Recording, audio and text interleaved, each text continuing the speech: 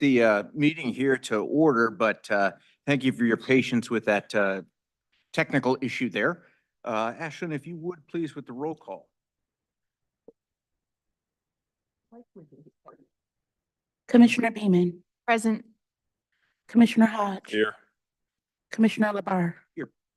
Commissioner Light. Present. Commissioner Machewski. Here.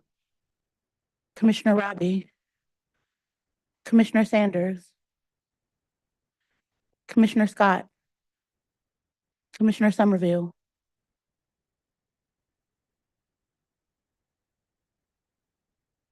Thank you.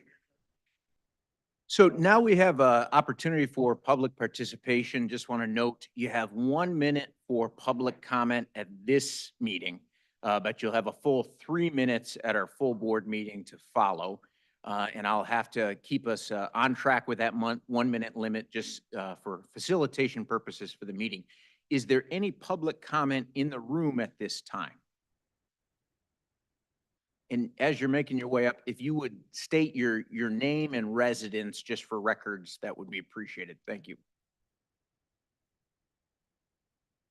Mayor, thank you, Andrew. This is for the city of Manchester, and I reside in Manchester. And I'm here excited about the senior millage that was passed. The 4 townships in the city that make up the Manchester area has about 3,000 seniors living there. I'm here to give my support to OSED. We have worked with them thanks to working with some of these members right here. We were able to start providing lunches to our seniors that we hadn't had before. Thanks to this board, we're in the process of renovating. We are going to have our first ever senior center, but we need support. We need it now. And I think it's only fiscally responsible and timing wise that you put it under the umbrella of OSED, which is right now a very successful department. Thank you. Thank you. Is anyone else in the room that would like to give public comment at this time? Good evening. My name is Heather Williams. I'm from Milan, Michigan. I am the newly appointed CEO for Home and New Vision, and I'm joined this evening by Wendy Kalinsky, Clinical Director of Home and New Vision, Anna Byberg, President of Dawn Farm, and Dr. Ray Ryan with Packard Health. We're coming to you this evening as a collaborative partnership who have provided over 100 years of combined substance use disorder experience and services within Washtenaw County. The Community Mental Health Partnership with Southeastern Michigan is the designated prepaid inpatient health plan, which manages the funds to support substance use treatment and recovery support services within Washtenaw County for individuals who are on Medicaid, uninsured, or underinsured. Prior to 2022, both Dawn Farms and Home and New Vision received funding through CMHPSM that came as a set amount, and each entity was considered a core provider. At that time, consumers contacted the identified agency directly and was screened through our agencies and connected to SUD services. Each agency was able to manage expenses, meet the goals of individuals served, and So I'm going to modify our rules if there's no objection. I think there are 4 of you who have stood up. So I'm going to let you finish the complete statement under the auspices that you're speaking for 4 people, but not to set a precedent of going over the 1 minute time limit. So please continue. Sorry to interrupt. I was almost finished. We met the goals of individuals served and demonstrated financial stability. Wendy Kalinsky with Saline, Michigan. Washtenaw County resident. In 2022, Home and New Vision and Dawn Farms shifted from a core provider model funded by block grant and Medicaid to a fee-for-service model for withdrawal management, residential, and outpatient treatment services. This change has had significant impacts, with Home and New Vision facing a loss of $112,000 in 2023, which was offset by a employee retention tax credit. However, the fee-for-service model doesn't account for high no-show rates in the substance use disorder population. In 2024, Home and New Vision sustained a loss of $395,000.11 in staffing grants, forcing us to eliminate case management recovery coach services. This ongoing decrease in funding is putting immense strains on the treatment landscape, as for nonprofit employees earn 25% less than for-profit agencies. We're coming to you today in regards to the opioid overdose funding settlement funds. to request that you consider sustainability as part of the planning process. Nonprofits need sustainability in order to continue to provide the services that we know are working as we've seen overdose rates decrease. I'm going to talk really fast because I only have a minute. Thank you, commissioners, for your consideration of utilizing local opioid settlement funding for local provider stabilization. This fiscal year, Dawn Farm lost $240,000 in annual funding for peer-based recovery support due to loss of different funding from the state. Over the past year, we spent $65,000 unreimbursed for health services with one of our partners, Packard Health, because connecting people with community-based primary health care is both required and important. We admitted 26 people into specialized long-term residential treatment for addiction on treatment scholarships in 2024, which means we received no fee-for-service reimbursement for them. We did this because helping people access excellent treatment regardless of their insurance or ability to pay is a core value, and everyone in our community deserves access to treatment and recovery support. We served at Dawn Farm, almost 1,500 unique individuals in our continuum of care in the last 12 months. And we ended last year $200,000 in the red. During the opioid crisis, the pandemic, and even this year with funding cuts and uncertainty, we've had no reduction in services, no layoffs. We're managing because the work we do is essential, life-changing, and life-saving. We hope that this opioid settlement funding is an opportunity for the county to support the work already being done by Dawn Farm, Home with New Vision, and other drug service providers in our community. I sincerely hope you utilize this opportunity. I'll also note that no SUD providers were chosen to receive funding through the Washtenaw County Mental Health Millage. And my name is Anna Byberg from Dawn Farm. Thanks. Hi, I'm Ray Ryan. I'm the Executive Director of Packard Health, and for years, we've worked closely with Dawn Farm and Home of New Vision in caring for some of the sickest people in our county. We provide the medical director services for those two agencies and for the patients who undergo addiction treatment, largely uninsured or on Medicaid. Similar to the other two agencies, we are under significant financial strain. 40% of the FQHCs in the state are currently losing money. We're one of those. We have also tried hard to not downsize, although we are starting to manage some of that by attrition at this point. I ask similarly if the commissioners can help support the current provider system that has been working effectively in our county with some of this new money that's coming into the county. Thank you very much for the time to speak. Thank you. And do the four of you have joint remarks you'd be willing to email to us or to staff? Thank you. Anyone else who'd like to give public comment? Hi, everyone. I'm Eileen Spring from Food Gatherers. I live and work in Washtenaw County, and I'm going to do this in 1 minute. I am here to strongly advocate that you house the senior millage dollars in the Department of OCD. I sent out an email to all of you Monday evening that sort of goes into greater detail than I can right now for why I think that's a smart investment. One of the reasons why I think it's a smart investment is I think it could help if you invest in OCD rather than create a new department. I think you'll ensure that the millage dollars get out sooner. And we have been facing a food insecurity crisis since the pandemic, and it's only getting worse by the minute. And most of the ARPA investments that were dedicated to older adult services, they've all expired as of this past December. So I just urge your thoughtfulness about investing in the Department of OCD, which already does so much of this senior nutrition work, and to get the money out to the community as soon as possible, especially given what's happening in DC right now. Thank you. Anyone else who would like to give public comment here?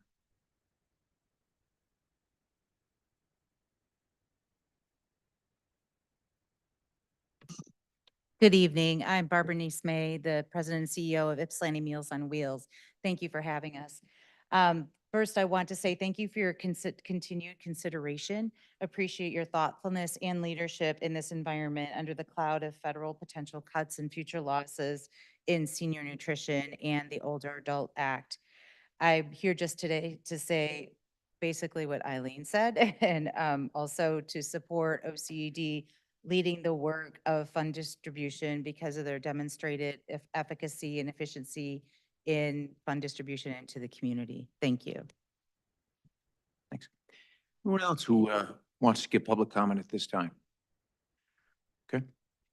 Ashley, do we have anyone online? Yes, Chair. First, we have Sarah Hong. Hello, I'm Sarah Hong. I'm a resident of Ann Arbor, Chief Program Officer at Jewish Family Services. JFS supports OCED serving as lead agency for implementation of senior millage for some key reasons. One, their integrity. OCED has demonstrated care for seniors and has been an honest broker. We are a safety net provider and we value their judgment, transparency, and care for vulnerable county residents. Two, their advocacy. They advocate for funding and have helped CBOs secure safety net funding from non-county sources. That means that these funds cost the county nothing but yield high benefit for our local seniors. Three, their knowledge. They can leverage existing knowledge of senior services and trust. And four, efficiency. Everyone expects millage funds to deploy in the most efficient ways. Taxpayers don't want new county offices or bureaucracies. They expect efficient allocation of funds, measurable outcomes, and accountability. A final thought and request, given the federal landscape and the real threats to safety net funding, we hope the board will begin millage allocation swiftly. No safety net services for seniors should be diminished or eliminated while millage dollars idle. Now more than ever, we look to you, commissioners, to please continue to ensure that our community's values are upheld. Thank you for your time, your service, and support. Thank you. Anyone else online? Yes, Chair. Next, we have Marie Gress. Hi, my name is Marie Gress. I'm from the city of Milan. As chair of the Commission on Aging, I did want to make sure that you saw in your communications a resolution from the Commission on Aging made in December. We recommend that you consider your next step in the senior millage planning to be creating an older person's millage task force. We recommend including key stakeholders from your body, county administration, the COA, philanthropy, as well as from the community to work together and take the necessary time to produce the best short-term and long-term plans for the county. Especially with the questionable stability of federal funds, we do urge you to consider this collaborative approach and assistance. Thank you so much for your support. Thank you. Ashley, anyone else at this time online? That's it, Chair. Great.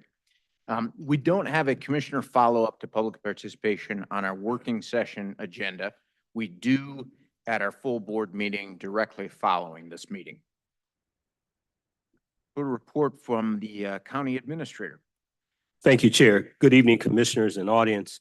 As some of you know, we have moved through our process for selecting our next director of building inspection. That process is complete.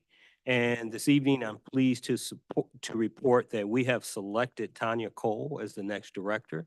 She is in the audience. Tanya, if you could just come up and say hello to the commissioners in the audience. I just want to say it's been a rigorous process. She rose to the top and we're excited to have her. Yes, I'm very excited to take on this new leadership role at the county, and I look forward to working with administration.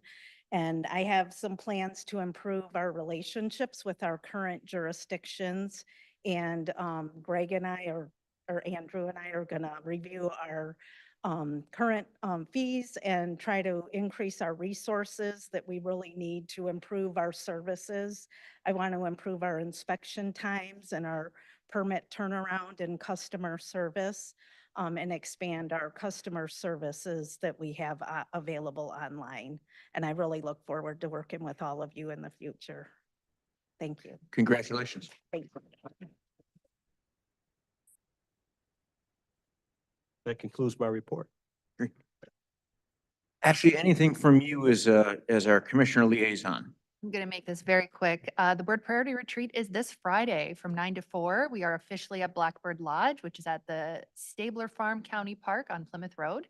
If you have, you'll be receiving an email from me tomorrow with some more details, but just wanted to let you all know we're official and to let anyone know who's listening that we'll be there on Friday. And it is open to the public and subject to Open Meetings Act. Correct. It is an open meeting and it is a working session. So it will be under your purview, Chair. Pray for us, Ashley. Pray for us. We'll move now to the full discussion items. Just for point of clarification, the hope was to have the OCED senior services discussion at the front end in the hope, in aspiration, that that would be the shorter of the two discussions. And then we'll have the opioid settlement discussion with Dr. Marquez, Jimena Loveluck, who's here, and then Nicole Edelman. We will largely follow the model last meeting, where if you have questions, I'll get to them as we're going, as best we can. And to the extent you choose to have sort of back and forth with each other, try and manage that. So just housekeeping out of the way. Director Kayumi, let me turn it over to you to start us off with the senior discussion. Thank you. Good evening. Washtenaw County's Office of Community and Economic Development would like to offer the Board of Commissioners another option to consider besides establishing a whole new Department of Aging Services from the ground up. We believe creating an Aging Services Division within OCED's pre-existing department would lower overhead costs and allow for more dollars to flow out into community faster, providing greater resources for our nonprofit partners and better benefits for seniors. OCED already has Human Services, Housing and Infrastructure, Community Development, Economic Opportunity, and Finance and Operations divisions. We could hire an Aging Services Division Administrator to lead the senior-specific programs, while offering that manager and their staff operational efficiencies through our already established infrastructure, policies, programs, and procedures. The proposed senior nutrition programs already overlap with work that OCE does, such as the Senior Nutrition and Foster Grandparents programs. The proposed Senior Minor Home Repair program used OCED's weatherization and housing rehabilitation programs for its model. OCED is already the administrator for Barrier Busters, working with local nonprofit case managers to provide emergency funding to Washtenaw County residents, with 25% of Barrier Buster requests coming from seniors. OCED is the lead agency of the Continuum of Care and collaborates with nonprofit partners who provide housing and shelter, with 40% of individuals served by the Shelter Association of Washtenaw County being 55 plus. Putting administration of the senior millage in OCED reduces the burden on local nonprofit agencies by giving them a known partner to work with, not one that is yet to be created. And with additional funding, OCED could expand to incorporate more senior programs that align with the goals of the millage, give more dollars to our existing programs, specifically for senior usage, and track those outcomes and spending.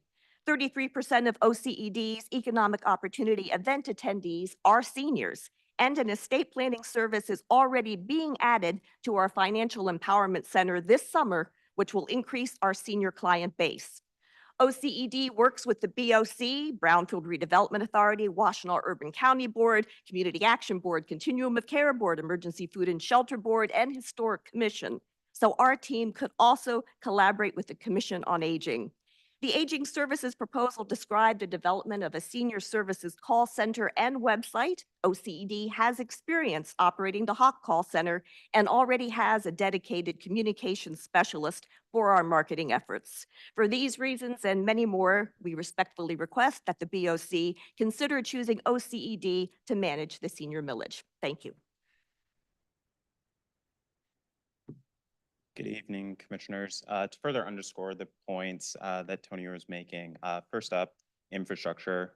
In 2023, which is the most recent year the data is available, OCD represented 15% of purchasing transactions for the county.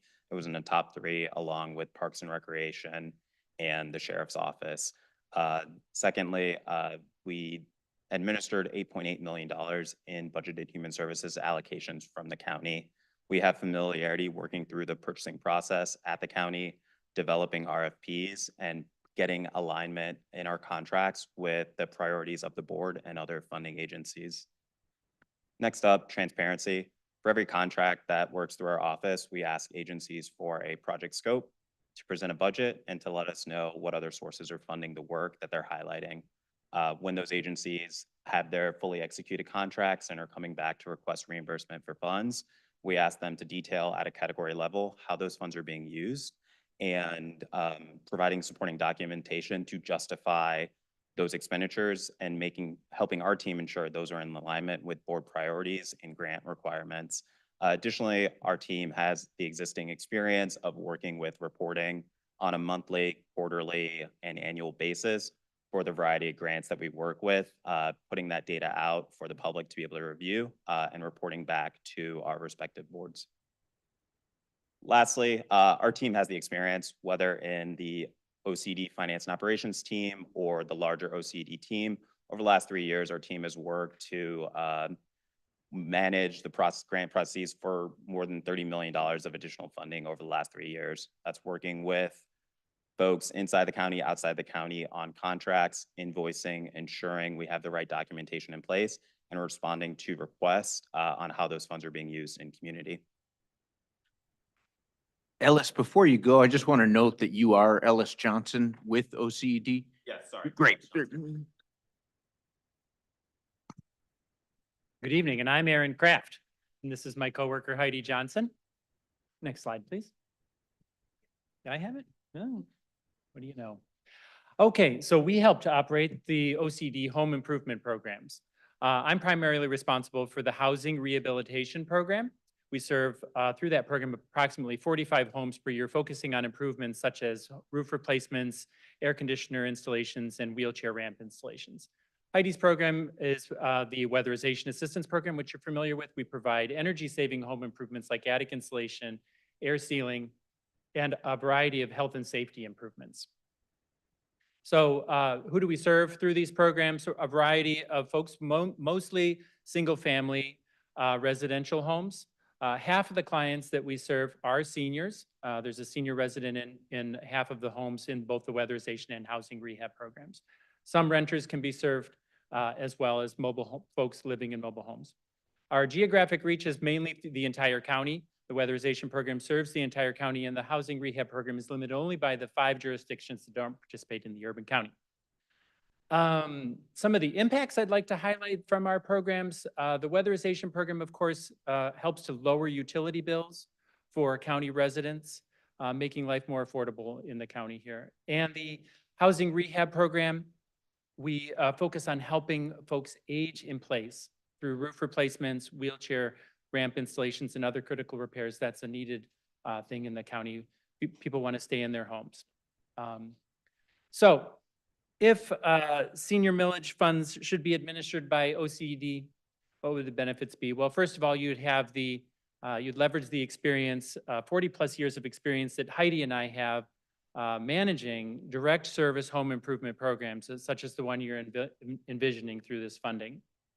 It's hard to overstate the challenges involved in operating a program where you have a homeowner, a contractor, and a county organization trying to manage a home improvement project.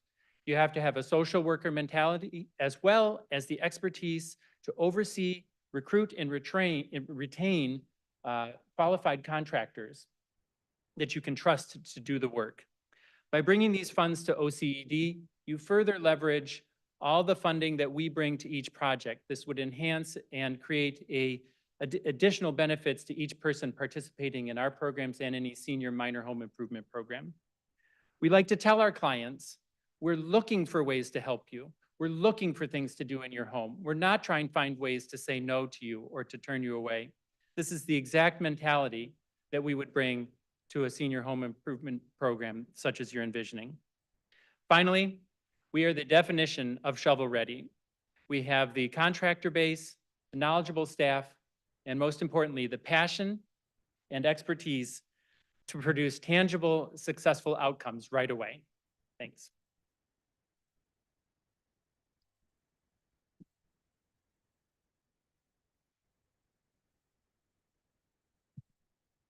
Hello, I'm Sandy Bowers. I'm the Washtenaw County Foster Grandparent Program Supervisor.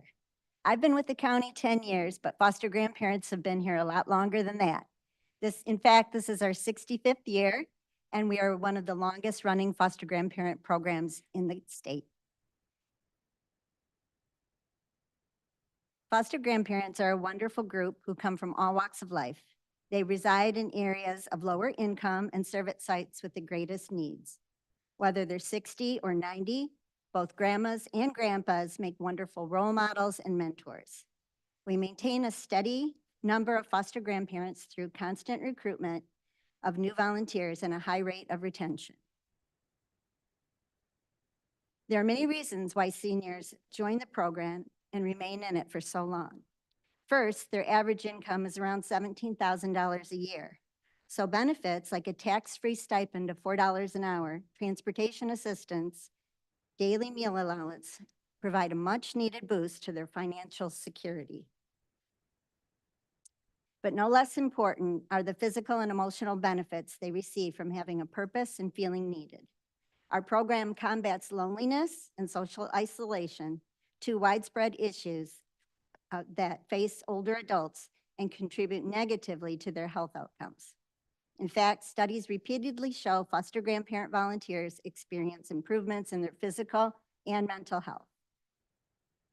We also know that we have a positive impact on the children they support. Teachers report that foster grandparents help students achieve gains in school readiness and academic engagement. In addition, foster grandparents provide an intergenerational connection for students and much-needed support to teachers. The foster grandparent program simultaneously benefits two vulnerable populations. Low-income seniors receive financial, physical, and emotional benefits, while low-achieving students receive love and support from their very own foster grandparent. The county benefits as well from a program that provides over 43,850 volunteer hours that address real community needs. The foster grandparent program is a win-win-win.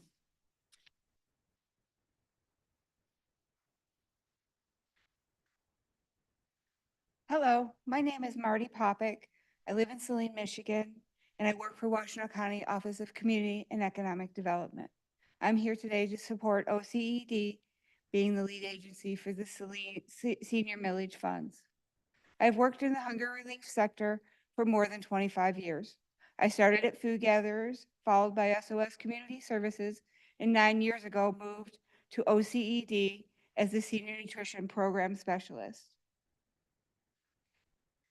I am proud of the changes we have made to the Senior Nutrition Program. We have 100% coverage of Washtenaw County for home-delivered meals with no wait list. We have never had a wait list. We have seen an increase of 73% in the number of meals provided.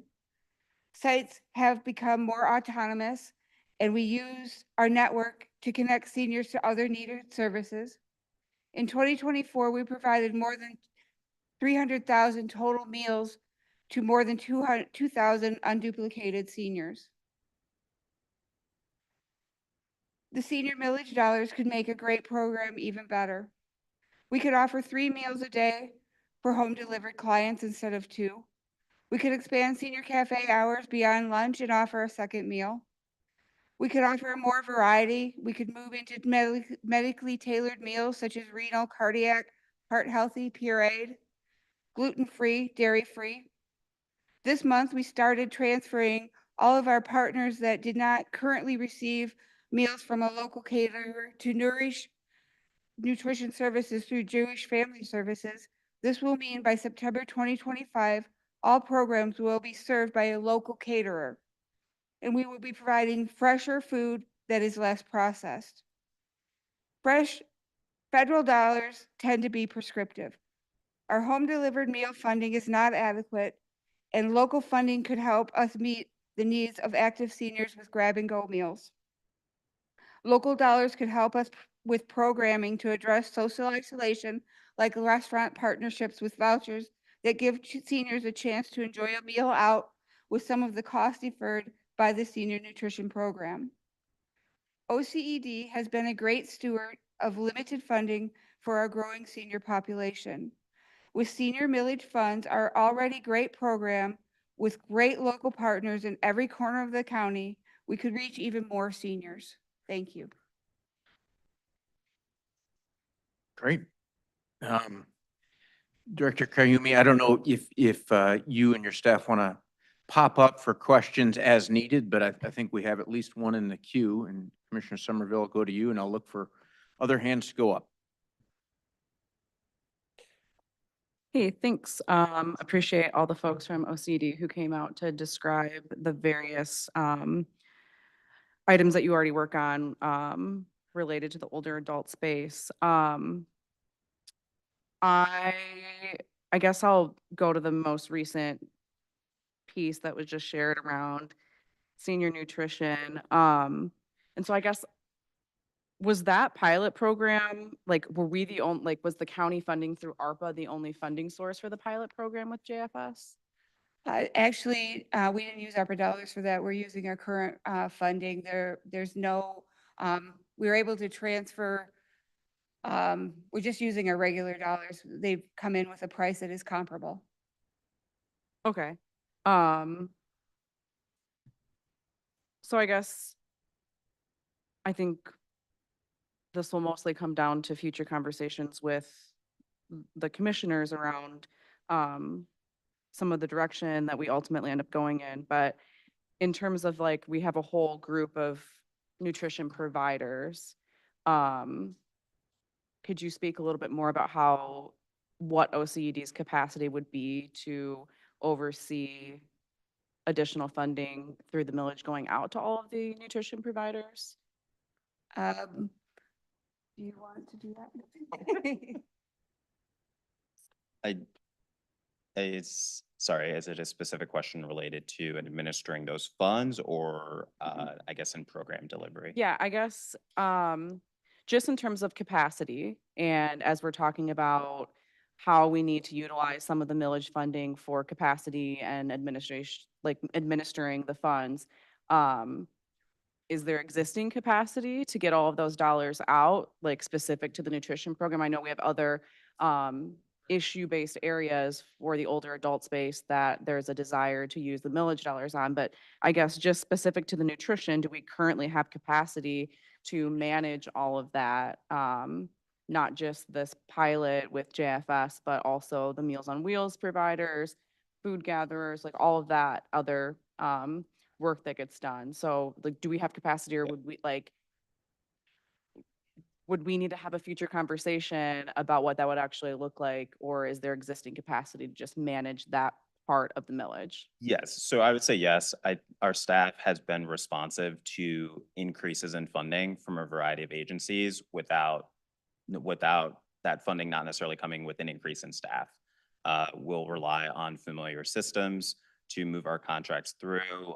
Folks like Marty and other folks on the team, familiarity with the program of what those requirements are, and doing it in a way that's effective for us. So I don't say that to say that we won't evaluate this and we'll say there's zero staff needed here, but I think our staff has the existing staff has the experience in managing those programs and the experience and the existing knowledge in that service delivery to handle the increased capacity. Okay, a follow-up question to that would be like, do you see this as being like primarily one staff person's like role to like implement the RFP process and actually execute the contracts with providers? Or would it be kind of spread across the board depending on the area that an employee might cover already in OCED? So I'd say in general, kind of the RFP process is shared among a number of staff in working on it, and just the scoping, working with interested parties and coming forward to do it. The contracting is a shared task as well, but there would be one or two individuals who are specifically working on the contracting for those agencies, and we would look at what the timelines for our contracts are. So we have existing contracts with nutrition providers.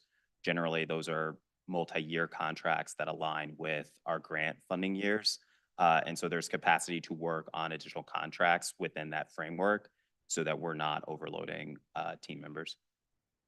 Okay, I'm good on questions for now. We'll go to Commissioner Rock. Thank you, Chair. Tony, thank you to you and your team and everybody else that came up to speak. This is something that I have talked about several times at our board meetings and discussions about this. I fully support OCD being the home for these dollars. I think you are well equipped to manage them. And I do still think, though, in conjunction with some of the conversation we've had before, that we do need to create an Office of Aging. It can be within your department. But I do think that we still do need to staff up to manage these dollars. And especially in an environment nationally where government is being cut. And I know somebody mentioned bureaucracy. It's a bad word in a lot of circles, but it's not a bad word to me if the bureaucracy is seen as public infrastructure to actually serve people. And to that capacity, we are losing capacity federally. We are losing staff capacity. We are losing talent federally. And so that will mean that we have to respond locally by hiring more people to do government work, to provide services to people. And so I actually would not be supportive of a plan which puts all of our dollars in one ear, out the other, out the door, and immediately into the hands of nonprofit organizations. I actually think that we should staff up, that we should have more staff capacity to actually manage and provide, not only manage the dollars, but also provide the services directly, some of the services directly. In my ideal world, all of the services directly, but obviously I don't think that's where my colleagues are at. We have already a great menu of services that we provide. I think these dollars are an excellent opportunity to expand on those services. You talked about many of them here today. I think we should augment those services and have senior specific programming within each of those areas. I mean, you already kind of do, but like we talked about last time, if we can create some approach towards universalism on some of these things, we want every senior to be warm in their home, to do weatherization, to do whatever. If we can provide that universally to every senior and the county can be the hub that does that, I think it's going to take more staff to provide those services. But ultimately, if we can, be the universal provider of that in Washtenaw County, I think that's a win. That's what I would like to see out of this. Our proposal was to have another division inside of OCED that would be a specific division administrator to lead the senior services focus for those programs. But where we have pre-existing staff already doing some work, we wouldn't have to staff up in addition to that. So as an example, we already have a finance and operations division. Sure. We already have a marketing person. And so we would be able to ramp up, do the additional programs in OCED that you were requesting through the senior millage, and that has come up through the Commission on Aging, but to be able to do it more cost effectively because we would need to hire less staff than a whole new division, therefore allowing more money to go out to benefit seniors. But yes, we were in our proposal talking about creating a specific division, much like we have all of the other divisions like human services and housing and infrastructure with its own dedicated staff team, but where we can use pre-existing staff team in OCED that are already doing programs like home rehab, et cetera. We have the capability through many grants that we're already overseeing to have donor designated dollars go specifically where they are requested to go for the demographic that is specific for that grant. And we could easily do that as well for the senior programs. So efficiencies of scale. Yeah, I mean, I think that's why I always supported the idea of having it housed at OCD. I think it makes a lot of sense. You already have the infrastructure to do it. I do hope that despite what you just said, that we, and the fact that we do have staff already on hand that can provide a lot of the services, that we do consider, hiring more staff, even if it's field staff to be the direct service providers. We don't need more administrators necessarily, it sounds like, but maybe folks that can actually be out in the field providing the services directly to seniors. Absolutely. In regards to the home rehab work, we would need additional staff to be direct line staff who are out in community working on those. Yeah, I would runs. be very supportive of us staffing up in that way. So Thank you. like I said, very supportive of this proposal. Thank you for bringing it forward, Administrator, and to you as well. Tony, thank you. Chair. Thank you. Anybody not Commissioner Somerville? If not, I'll go to Commissioner Somerville again. Commissioner Bremen. Thank you, Chair. I did have a quick question.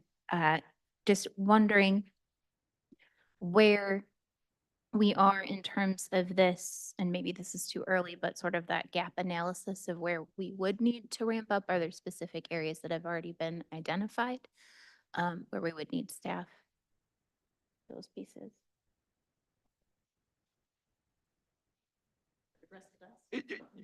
Commissioner, I'm happy to Sorry. say words, but Yes, yeah, yes. Director Kiyumi, if you're willing to, that'd be great. Yeah, yes, we would need a division administrator. Likely, we would need an additional supervisor for home rehab. Probably 3, would you say, Aaron, or how many individuals? Yeah, that it's, I reviewed the presentation that was provided last September with some rough numbers that were thrown into that presentation. I think it depends on what type of services you want to cover, how much money you're spending, at least per home for a minor rehab program that you're kind of like I saw in that presentation. But definitely, can I say a few? Is that a number that that fits here? It's not 0 and it's not 10 for at least for the services where we're directly providing help to people to fix their homes. Like what we have for the weatherization program, there's a supervisor and there's several program staff that they're out in the community working with the homeowner, working with the contractor, making sure everything's done well. So 3 or 4. Best guess. Thank you. Go to, go ahead. And when there's more clarification in regards to what programs are specifically desired, we could give an estimate as to if we would need additional staffing to cover those programs. So we need a little bit more definition to be able to give you a budget analysis with a staffing evaluation. Perfect. Thank you. Go to Commissioner Somerville, then Scott, then Masiewski. Really quickly, so I can let others go. Just in terms of our need to understand the landscape around what could potentially impact the department if, like, say we lose all of our federal funding.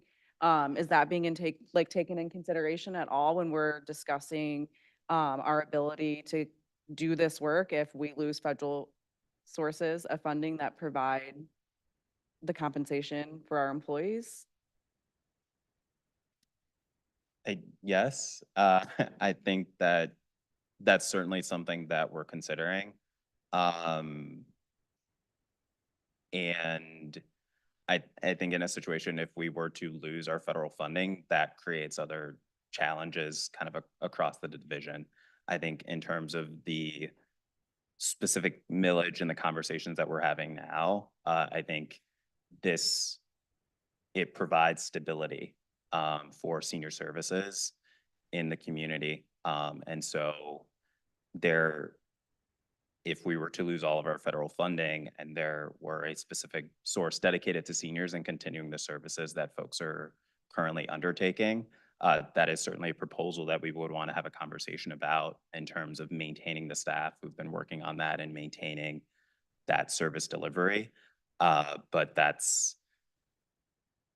it is a much larger conversation for us if we were to lose those sources. Well, so I guess to just get a little more detailed. So of the areas of OCD that currently do some of this work with older adults, how many of those positions are fully federally funded?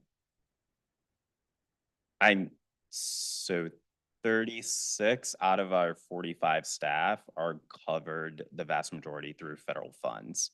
Okay.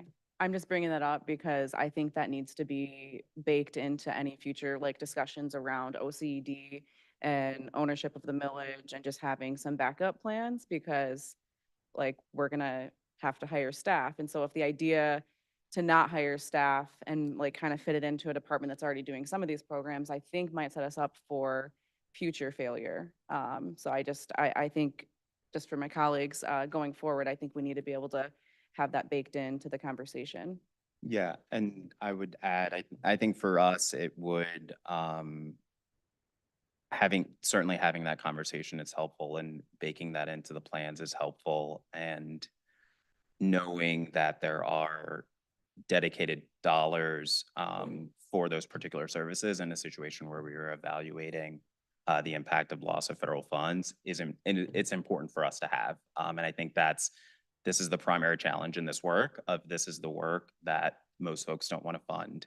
And these are programs and services that have experienced challenges, and OCD has managed through kind of those funding losses and providing coverage for programs where there weren't support. We rely on other sources of federal funds, block grants, to supplement that work.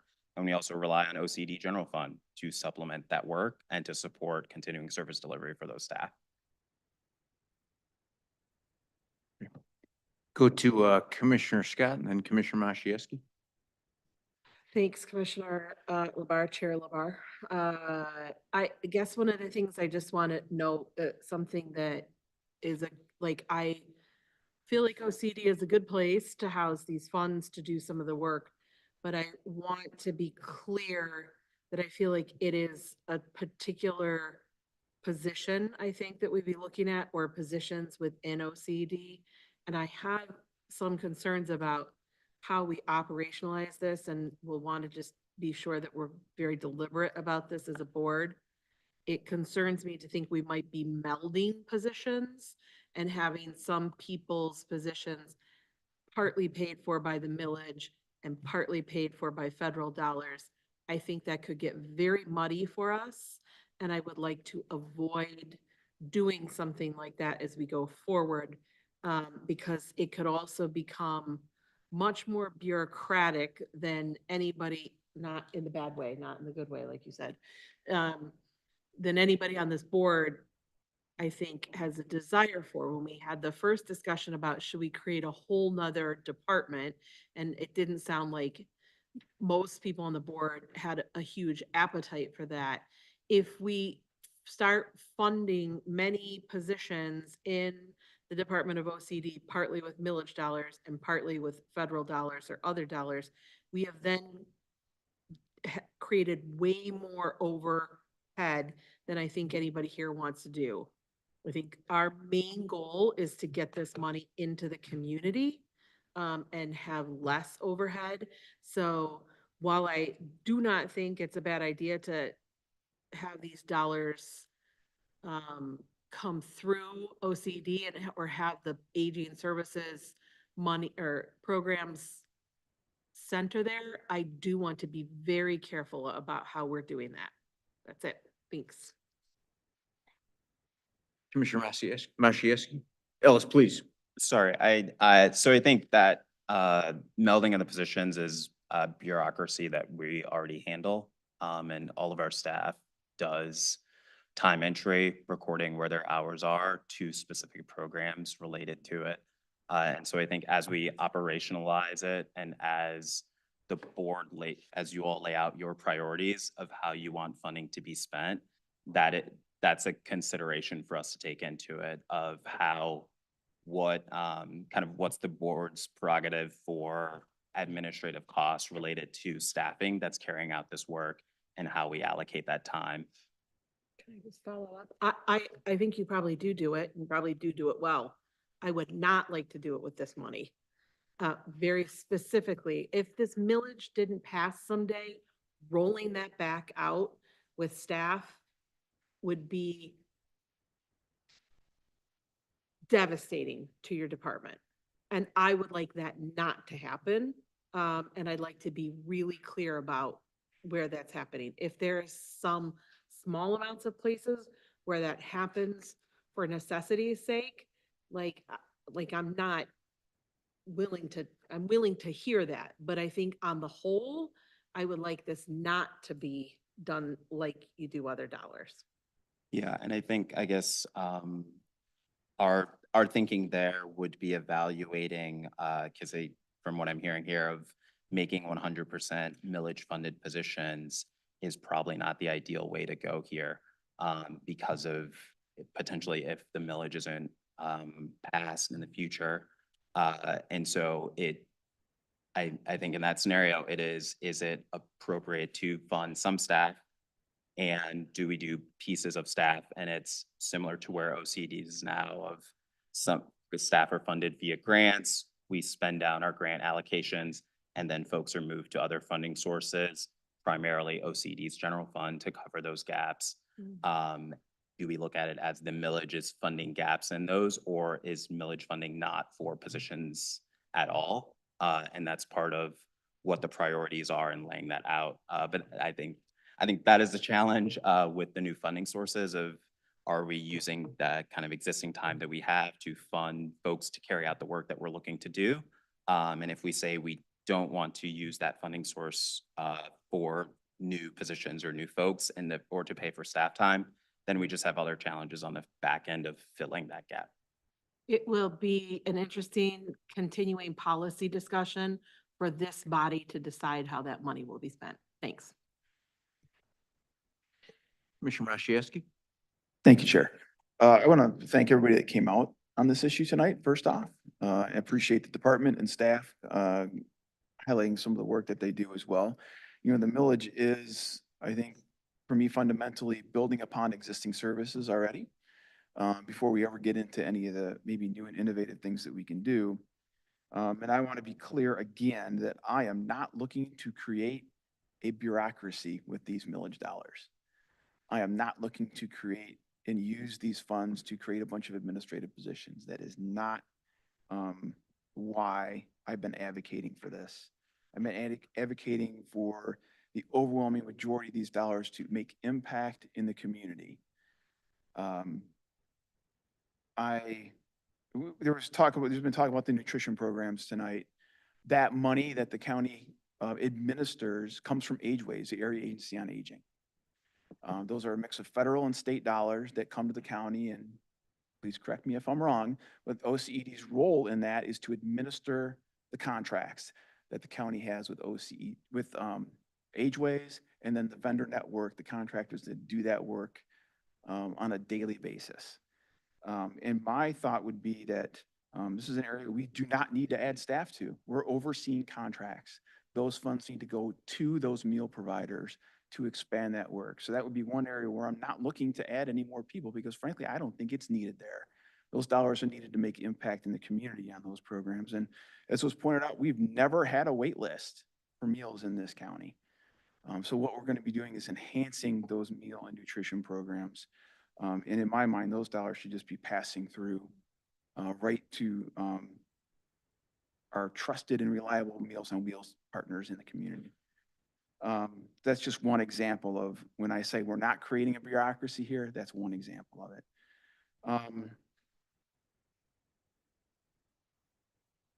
I think my concern is about having staff be paid for potentially part of their time out of older adult millage dollars, sorry. Seniors is not a word I use in my profession. It's older adults and aging. The older adults millage and something else that goes on in OCED. Ms. Kayomi, before you were director, I've had some issues with OCED and the way they relate to some of the contracted entities in my district. And the inefficiencies because they were competing between older adult services and other things that they were doing at OCED. And it seemed like the older adult stuff was losing to other priorities. So I'm really concerned about having staff positions that are sometimes focused on aging and sometimes focused on other stuff. And so that's one thing that I'm concerned about as well. I think that the investment that the voters in this county made in the older adult millage necessitates that we set up a plan and a structure and processes here that don't, this might be an extreme way to talk about it, but don't bury older adult services in a department, right? This needs to be prominent. This doesn't need to have to go through layers of bureaucracy to get things done. So that's my concern. I'm not saying today that I'm for or against housing it in OCED, but I am interested in having an office on aging that isn't burdened by layers and layers of bureaucracy. I appreciate those expertise and longstanding programmatic work that has been done in this field in Washtenaw County. I'm quite proud of that.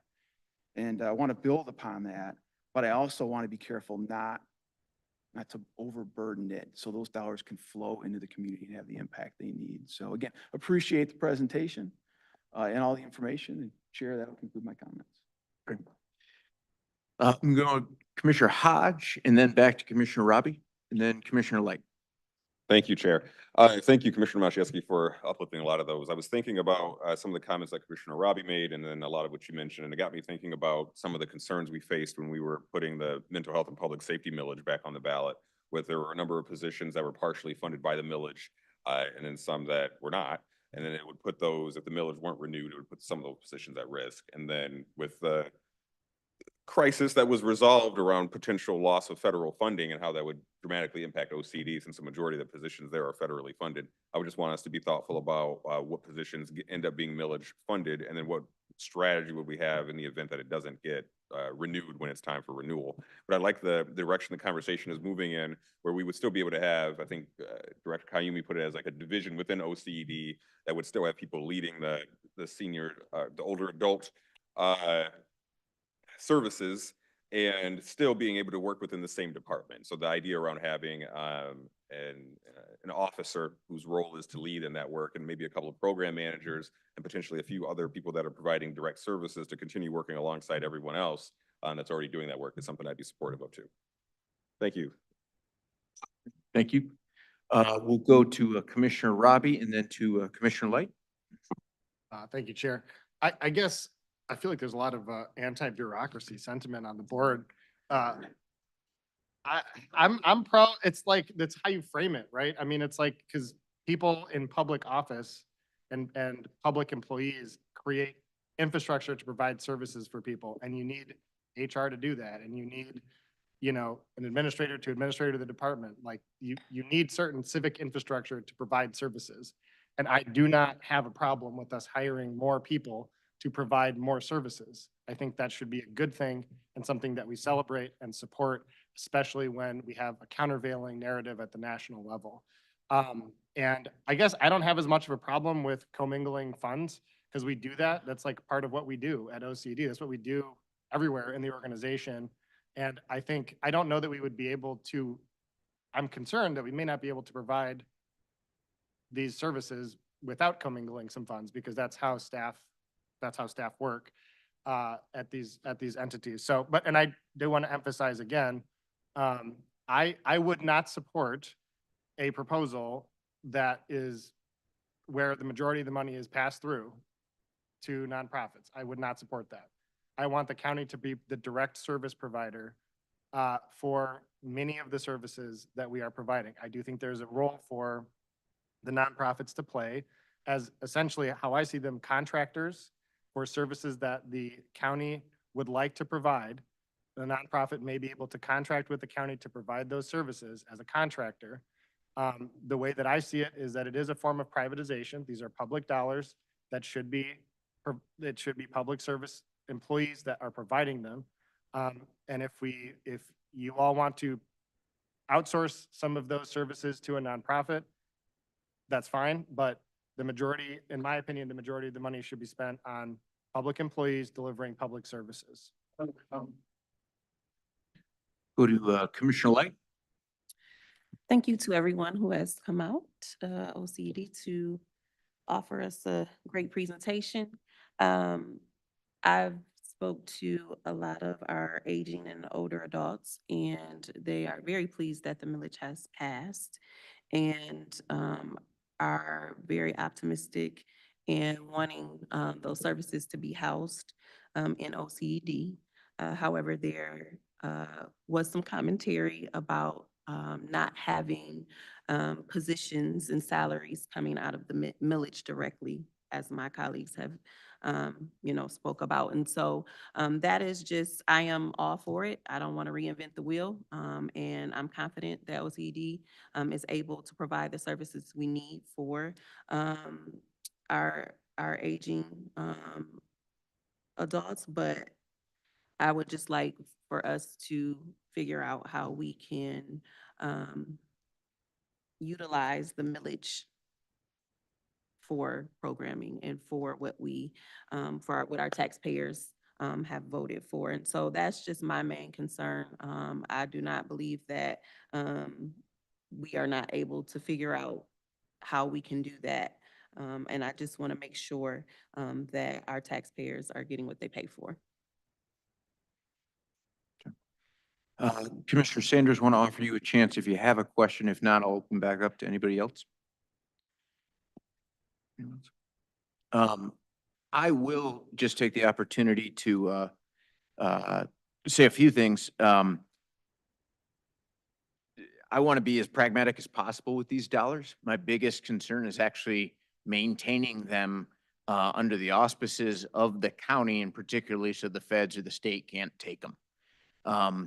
I think bureaucracy is a terrible thing unless it's useful, and then I think it's a good thing. So I'm actually focused on making sure we have the right capacity, and if that's internal in how folks would describe as bureaucratic, or if that is with existing partnerships, candidly, I can make either work.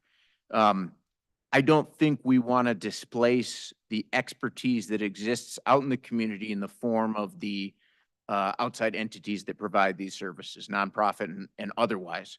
But I would like to make sure that anytime an older person in Washtenaw County is getting a service, that they attach it with the ethos and the role that the county as a public body plays. And candidly, as a role where something screws up, you can yell at an elected official and say, either do something or own that you will do nothing. And I can find a scoundrel. So that's a long-winded way of saying I have no real useful opinion on this tonight, but I can work with, I think, a midpoint about what's been discussed here. And I do want to say to Commissioner Robbie's points, we're very fortunate in Washtenaw County to have external experts. They provide experience, they provide flexibility, and they provide candidly trust and relationships in the community. But we do have to, in this day and age, draw, I think, for everyone, the fact that government is only as good as you value it. And if you don't attach services to the fact that they get, funded and enumerated by a public body for a public communal purpose, don't be surprised when you look up and lo and behold, you get crazy ideas like getting a tech bro in to, give a national audit. And I'm being a little dramatic here, but last Monday was a watershed event in the human services world of the United States of America.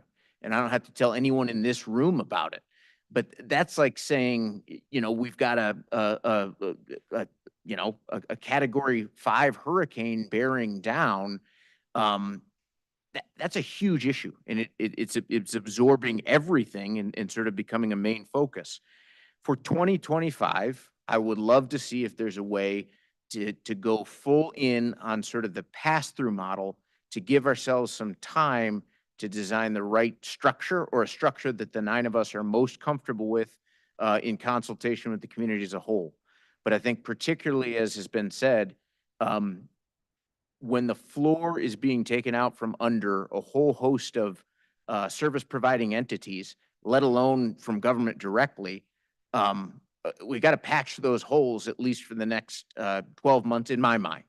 I understand that is not a good long-term strategic plan, but to some degree you can't eat in the long term. If you starve now, you don't get to worry about next month. So those are my thoughts. I guess I would just say, commissioners, we're in a fortunate spot where, unlike in the past, the voters have said yes. They've empowered us to do something, and I think they've given their mandate to see action.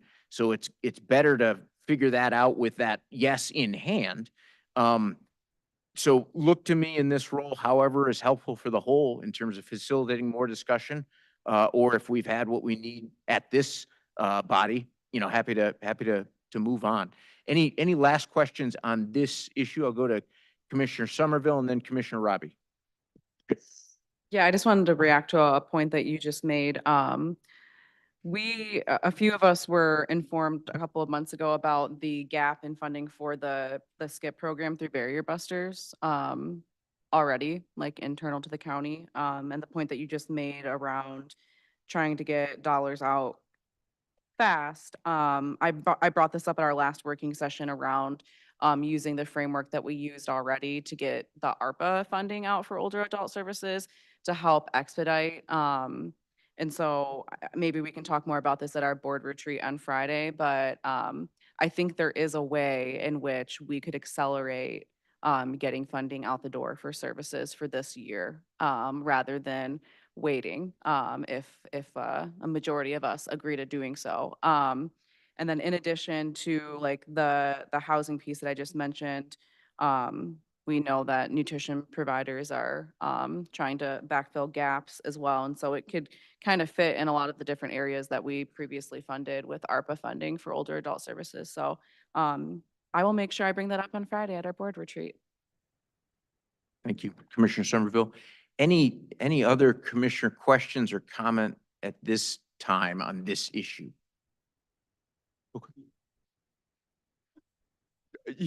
Yeah, okay, great. To the staff, thank you for the depth of presentation tonight, and thank you for being here.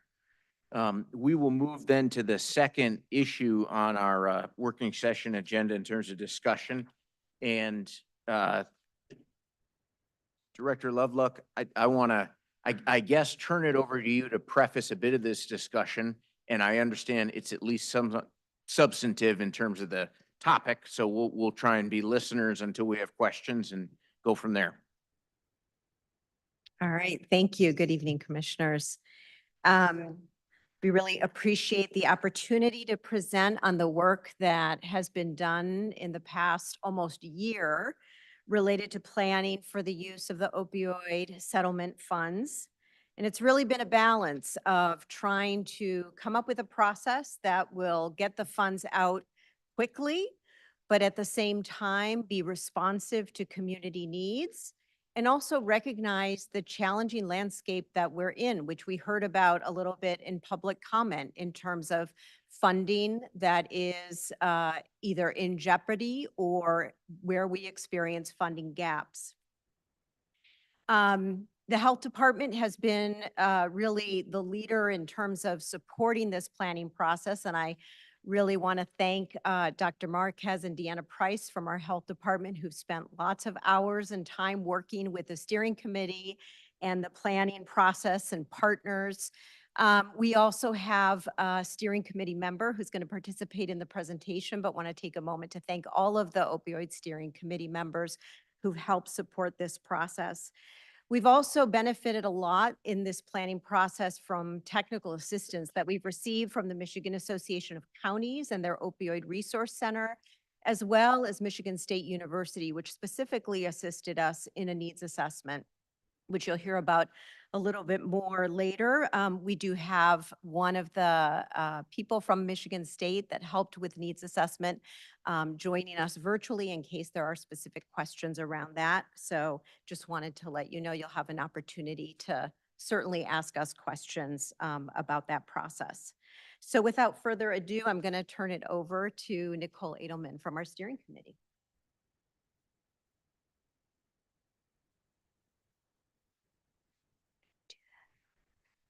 Good evening. Thank you for having me. So my name is Nicole Edelman. I'm the Substance Use Services Director at the Community Mental Health Partnership for Southeast Michigan. It's a mouthful. We are the prepaid inpatient health plan, or PIHP, for our 4-county region, which includes Washtenaw County. So we basically oversee the public behavioral health system for mental health services, intellectual and developmental disabilities, and substance use services for our region.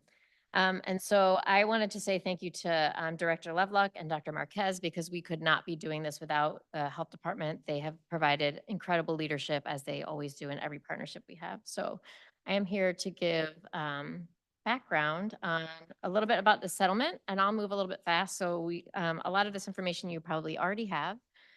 So just as an overview, everybody probably knows there are several national lawsuits.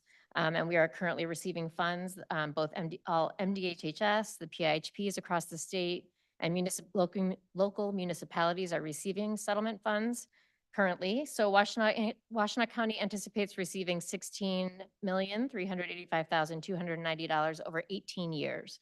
So the first payment was received in 2023, and the majority of that funding has not been spent. So a total funding available as of January 27th of this year is $4.6 million, as you can see. There are additional settlements on the way, as everybody I'm sure also is aware.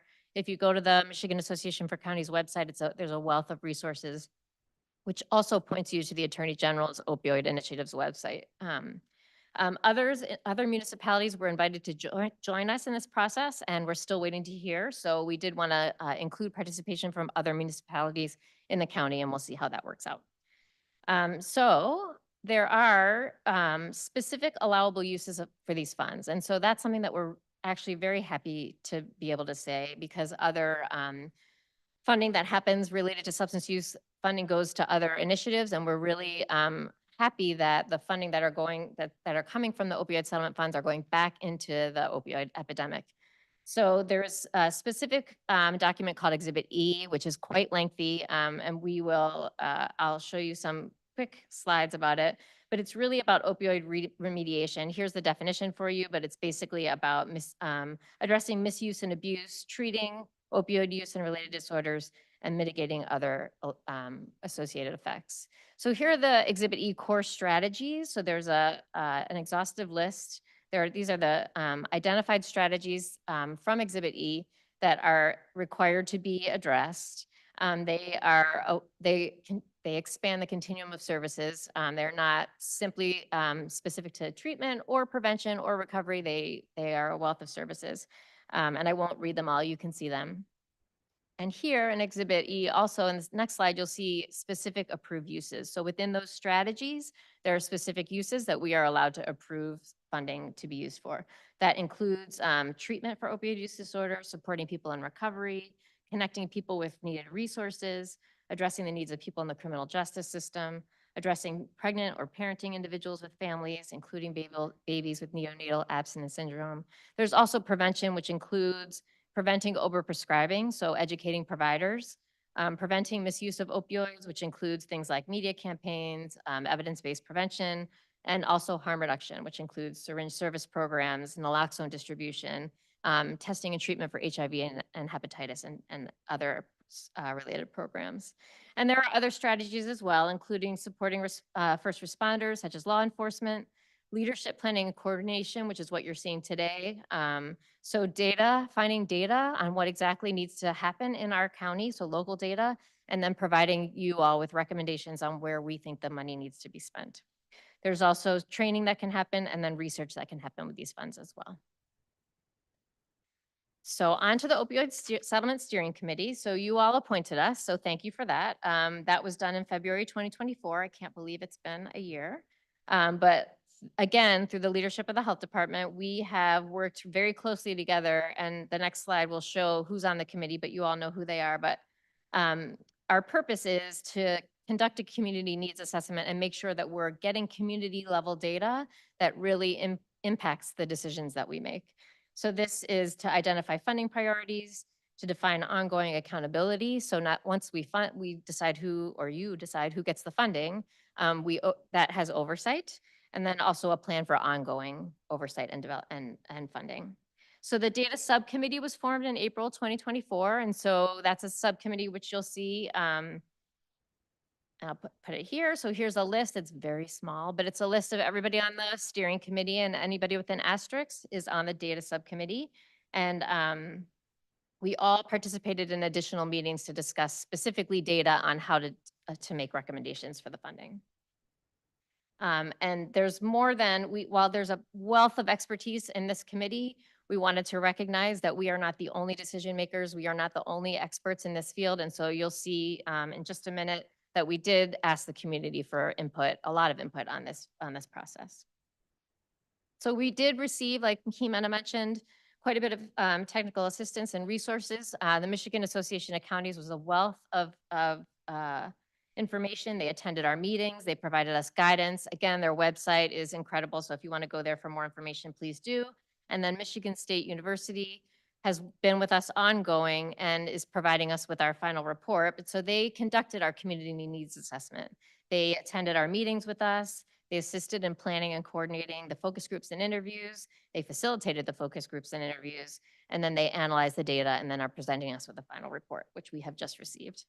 So here's the overall timeline. So you'll see over the past year what sort of has been happening and the plan moving forward. So we did quantitative data review from February to May of last year, the needs assessment from May to January of this year, and then recommendations will come to you in March.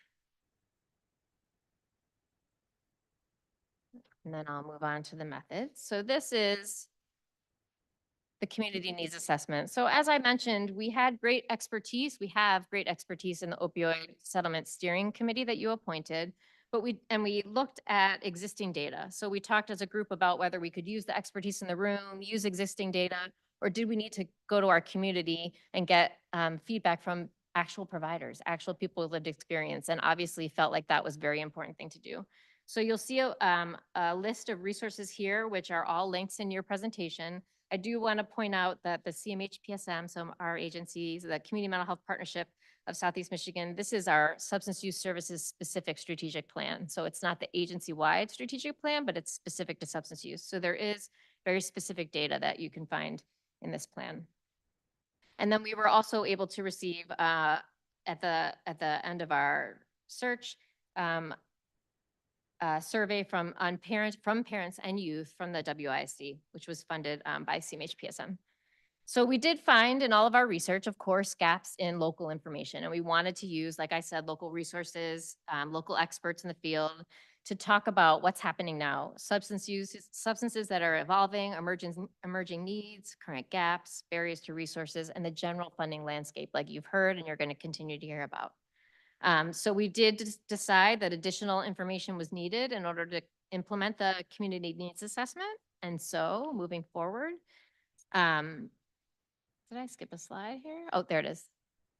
So we had a community needs assessment to identify these key challenges, needs, and opportunities for improving said services. So we gathered information from focus groups and individual interviews if they weren't able to attend the focus groups, from substance use service providers, including prevention, treatment, recovery, harm reduction, again, the continuum of care. Of course, community members with lived experiences are an essential resource, and incarcerated individuals with lived experience also who wouldn't have been able to attend those focus groups outside of given their situation. So there are 2 supplemental focus groups that we have planned still that have not yet been held. One would be on youth. So we had a little, some troubles scheduling the youth focus group. So we're really excited about getting additional data specific to youth. And then as you heard in public comment and also from Director Lovelock, we do have some specific concerns around provider stabilization that were brought to our committee and sustainability around funds that are currently provided that are going away. So as we all know, CMHPSM is not the only funder of substance use services in our county, but our funds have significantly been cut over the years, and we unfortunately passed those cuts on to our providers. And so we felt that it was vital to have another focus group that allowed the leaders of those providers, of those agencies to give us more information around provider stabilization and sustainability around the programs that they might be getting cut. And then supplemental reports will be provided to you once those focus groups are completed. So just some details on recruitment and incentives. So we did significant outreach to local organizations, to community groups, and to schools. This was facilitated by the data subcommittee. We reached out to as many providers as we could and got a very good response. You're going to hear about the number of individuals that attended those sessions in just a minute. And they were provided with incentives ranging from $20 to $50, depending on whether they were a provider or an individual with lived experience. And the gift cards were purchased and distributed through Michigan State, through opioid settlement funds, through state opioid settlement funds. So for data collection, we had focus groups of 4 to 8 individuals, individual interviews for those who couldn't attend the focus groups. They were either held virtually or in person at a convenient location in order to get as much input from the community as possible. These focus groups and individual interviews were facilitated by MSU, and the focus group questions were created by and developed with the Opioid Settlement Steering Committee Data Subcommittee in conjunction with Michigan State University. They had open-ended questions related to key important issues such as access to substance use services, unmet needs, barriers, items related to each specific population, such as people with lived experience, people in recovery, youth. And the questions were reviewed by the data subcommittee and MSU. So almost finished here. For data analysis, Michigan State conducted a qualitative and quantitative analysis based on the data that learned from the focus groups and the surveys information that was collected. Findings were organized into a report, and they are going to be provided to you shortly. We just recently received it. And just really to be clear, that no identifying information from any of the focus groups or individual interviews or any data we collected is identifiable. So just to make that clear. And I'm going to hand this off to Dr. Marquez to talk a lot more about data. Thank you very much. Let's do that. Hi, everybody. My name's Juan Marquez. I'm the medical director.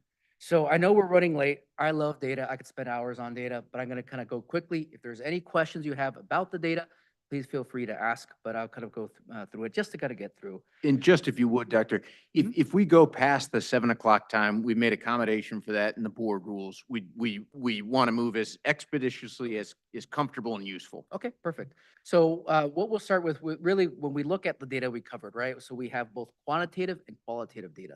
What we'll start with is really just a brief overview of the quantitative data that we looked at. So these are reports that we put out about once a year. Or if you're interested in more real-time data, we maintain data on our website.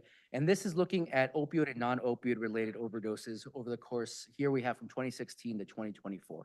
And you can see that there are, some increases and decreases, but I would say that since 2022, we have seen a decrease in substance-related deaths, overdoses, through 2024.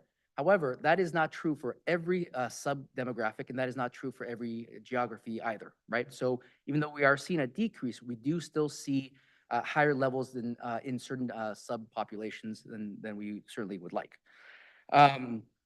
When you look at our, so that, and we look at much more quantitative data, but that's kind of the highlights we want to show there. One of the things that we did do, so in 2018, we actually did a needs assessment. So this is through CHART, the Center for Health and Research Transformation, through the health department, and actually myself as a resident. So we did a pretty comprehensive survey and focus groups at that time. And we identified 5 gaps in the community. This was pain management options. So this is really on the tail end of the CDC changing their guidelines. And so really it was, how to manage pain appropriately. Number 2 was addressing stigma experienced by patients affected by substance use who were seeking medical care. 3 was community education and primary prevention. 4, the 4th gap was really accessing treatment. And the 5th gap was really, again, kind of with the changing CDC guidelines, was managing care for patients with chronic pain and or SUD. We also looked at the findings from the Opioid Advisory Commission survey. So that is a group from the state that was appointed as an advisory committee to the legislation. What they actually did is they kept an open survey for 2 years, and anybody in any county could fill it out. So there were about 50 member Washtenaw County residents who filled it out. And so they had a lot of sort of sub-analyses, but the top takeaways for that was really the 5 areas of most needed funding that were, as per the survey members, were number 1 and 2, harm reduction and overdose prevention. About a fifth of folks mentioned that. Supports for co-occurring disorders, recovery supports, housing and transportation supports, and then prevention and anti-stigma efforts. So, as Nicole mentioned, although there is a lot of expertise in the county, we felt that our steering committee also, had quite a bit of expertise. So we polled our members, right? So at the beginning when we started, we really asked them, what are the 5 top core strategies that you think that we should implement here? And what are the 5 top approved uses, right? And so we sent out a survey, we collected over a couple weeks. Number 1 is really expansion of warm handoff programs and recovery services. 2 was treatment for incarcerated populations. 3 was expanding syringe service programs. 4th was medication assisted treatment, MAT distribution, and then prevention programs. So that was for the core strategies. For the approved uses, it was supporting people in treatment and recovery, connecting people who need help to the help they need, treating opioid use disorder, preventing overdose deaths, and then addressing the needs of criminal justice involved folks, right? So although there are a lot of, there's overlap between these, certainly within the uses and between the core strategies and the approved uses, I think we had some reasonable consensus. So we also looked at a few strategic plans, and here we'll show Southeast Michigan, CMH, Community Mental Partnership of Southeast Michigan. So there's a few things. So there, really, they broke it down into sort of prevention and then treatment and recovery, although it is a spectrum. So as you can see here, really, one of our major funders in the county really focused on reducing childhood and underage drinking.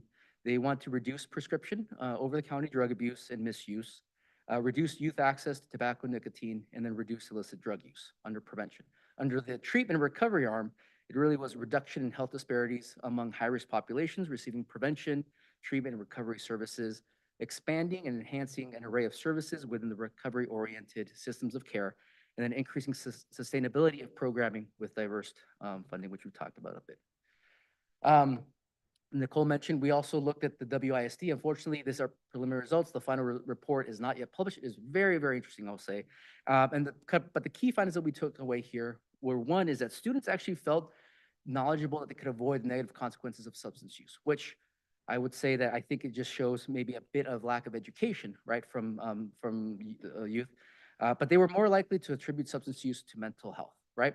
When you ask parents, it was interesting because they were actually more likely to attribute youth substance use to social pressure rather than mental health. And they really didn't feel that they had a discussion about getting resources if their children needed help, right? So certainly there's, I think, a gap in what we saw, what we interpreted as was a gap in education for both the parents and youth. This is so we have our U of M has an adolescent health initiative, and they have a community assessment that they are pending. But we reached out to the researchers and asked them, you know, we're looking at this settlement. Do you have any findings that you think would be relevant? And so they had a couple of things. So one is really they sent us sort of a list of the findings, and really the two kind of key points were that there really was additional education around prevention for parents, especially for parents who really weren't familiar with sort of both either the generic or the brand names of different drugs. And really, there was needed to be a more youth education around the severity of drugs. They really didn't understand what they were getting into. So those were both the quantitative and the qualitative data that we found. So what we really spent a lot of time, and really our MSU's partners really were the researchers doing the work, was really doing focus groups with many, many participants. So you can see here, what we did is we had 188 participants that included 65 SUD providers, and then 123 individuals with lived experience. And so here, I don't know if I can actually show this, but when you look at this, it ended up being 30 core providers, 5 medical providers, 3 who provide collegiate services, 9 from community corrections and lead. We also did focus groups at the shelter and talked to shelter providers, recovery organizations, and then also we interviewed folks who work on harm reduction and certain services, and then over 120 folks with lived experience, really. Jimena will talk about the recommendations, the findings, but I did want to talk about, and then we will certainly send out the larger report. It's 50+ pages with really, really interesting quotes. But a couple of the just themes that came out was really that one was recognition of assets that we had in the county. So one of the top themes was that we are doing a lot of things great in the county. We are actually when folks are looking for services, they come to the county. So we are doing a lot of things right, which is good to hear. In terms of gaps that we are seeing, one of the things that came across was really the importance of housing and basic needs in prevention and recovery. One of the lead researchers, when we asked, you know, really what themes came across, she's like, everybody mentioned housing. Basically, in any group they talked to, they mentioned housing. Harm reduction really was another theme, especially around gaps and stigma. And then really, there's a couple of things that Jimena will touch on a little bit more, really systems functioning, and then building a recovery-oriented community. So those were the themes that were pulled out from these focus groups that were then kind of turned into some of the recommendations that Jimena will talk about. Thanks, Dr. Marquez. So proposed priorities, again, the needs assessment report is being finalized, and we look forward to sharing that with our steering committee and the public at large. We did ask for some initial overview of the main recommendations or highlights from the needs assessment report. And this is what Michigan State shared with us in terms of the data and the results of the needs assessment. As Dr. Marquez mentioned, really consistent feedback and experience around the need to develop strategies to increase safe and supportive housing and basic needs opportunities across the county. And this included both recovery housing as well as housing options for people who are actively using. Also expanding harm reduction services, both the reach and access, including syringe services, reducing stigma through education and organizational training. And this was stigma at various levels, at the community level, at the provider level. And as Dr. Marcus mentioned, supporting the expansion of Washtenaw County as a recovery-oriented community and really focusing on some of the coordination, collaboration, and systems within our county that support a recovery-oriented community. We added youth-focused prevention efforts. We have an asterisk there because that really was identified as a priority from our data review. And we have some additional information from the WISD survey, the Adolescent Health Initiative, focus groups, and we anticipate having some specific youth focus groups conducted by MSU. But we know that that also is a priority.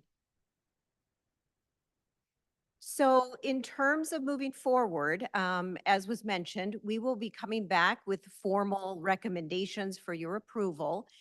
But we looked a lot at what are the best practices that are happening in other areas, in other counties of Michigan.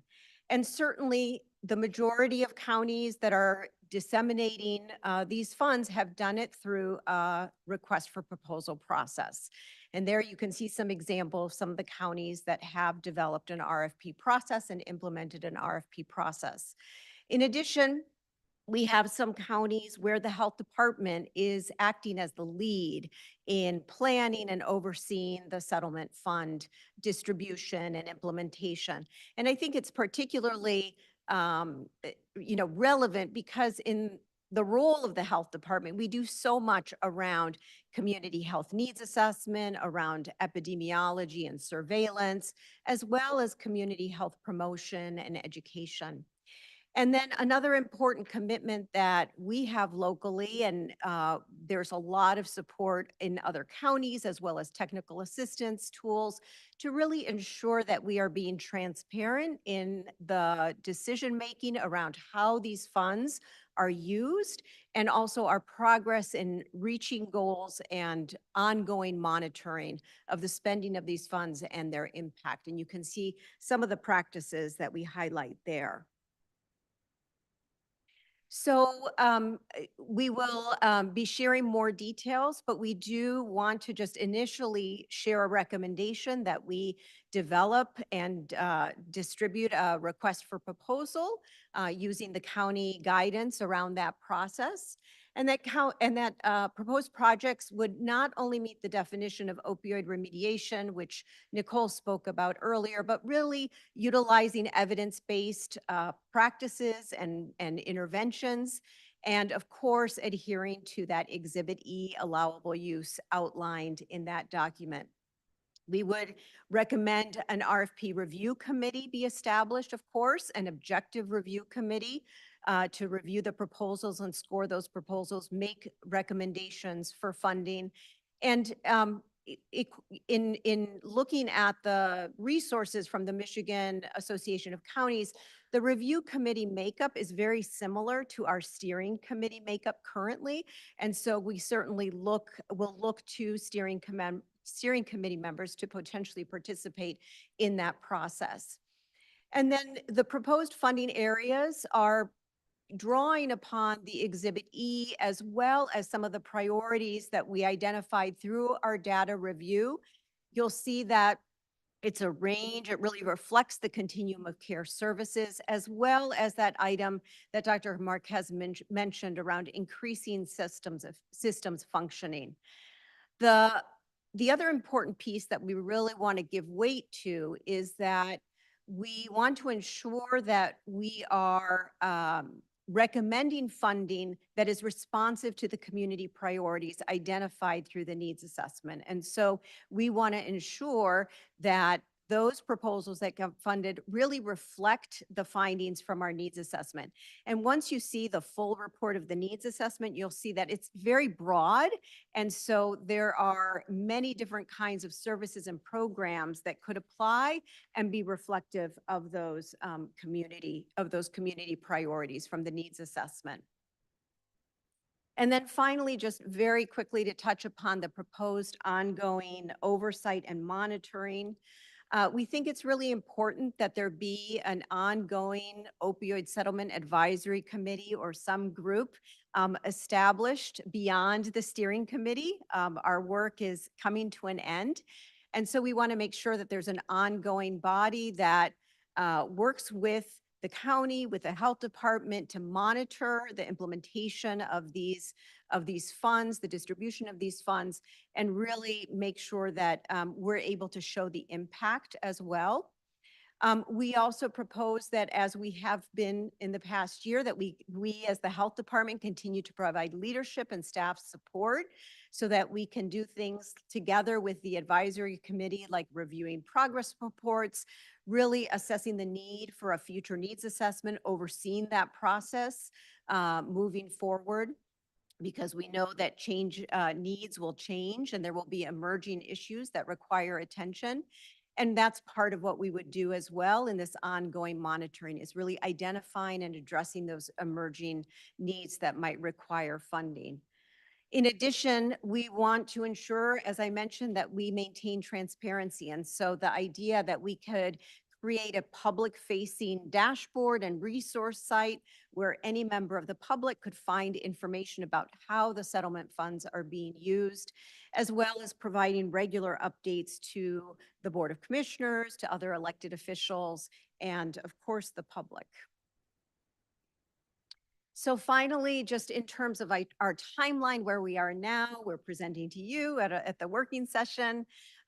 We anticipate coming back in March with more formal recommendations for your approval moving forward so that we can release an RFP, ideally sometime before April ends, so that we have, before May ends, so that we have an RFP open in April or May, that we also work forward in terms of forming that advisory committee or group that will be responsible for the ongoing monitoring, and then coming back with our funding recommendations based on the review of the proposals that have been received, so that we can get the funding out to service providers and community later in the spring. So that is the timeline. And I think with that, that is the end of our presentation, and I appreciate the time. We kind of moved it along quickly since we were running out of time, but obviously happy to answer any questions or provide more information. Okay. Thank you.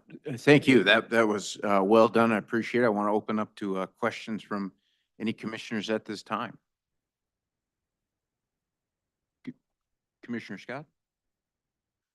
Thank you. I just want to say thank you. I know we talked about this ahead of time, especially as a member of the opioid steering committee.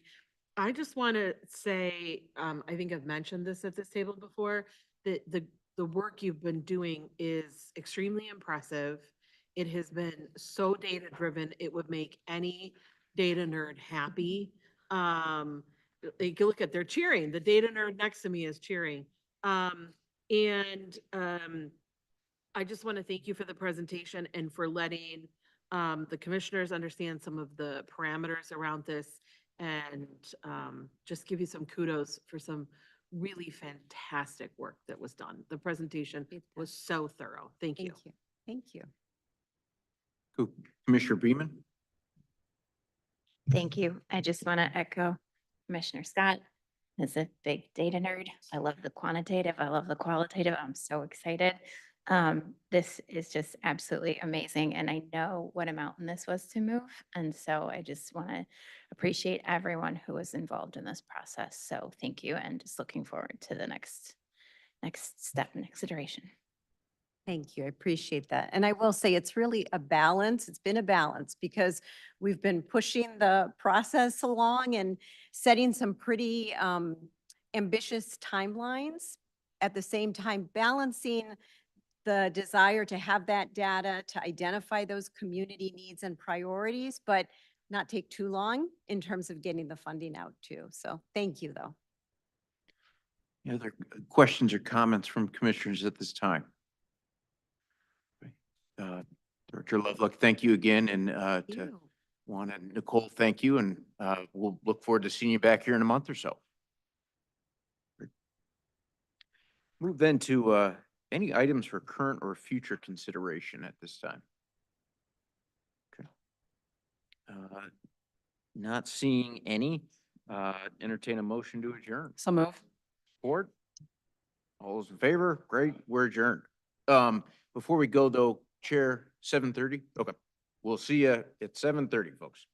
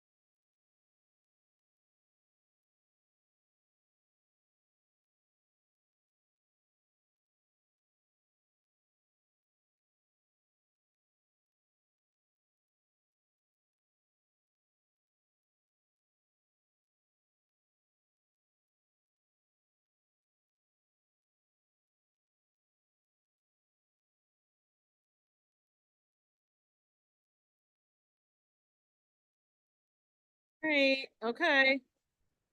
I'm going to call the meeting to order, please. At this time, we will rise for the Pledge of Allegiance. I pledge allegiance.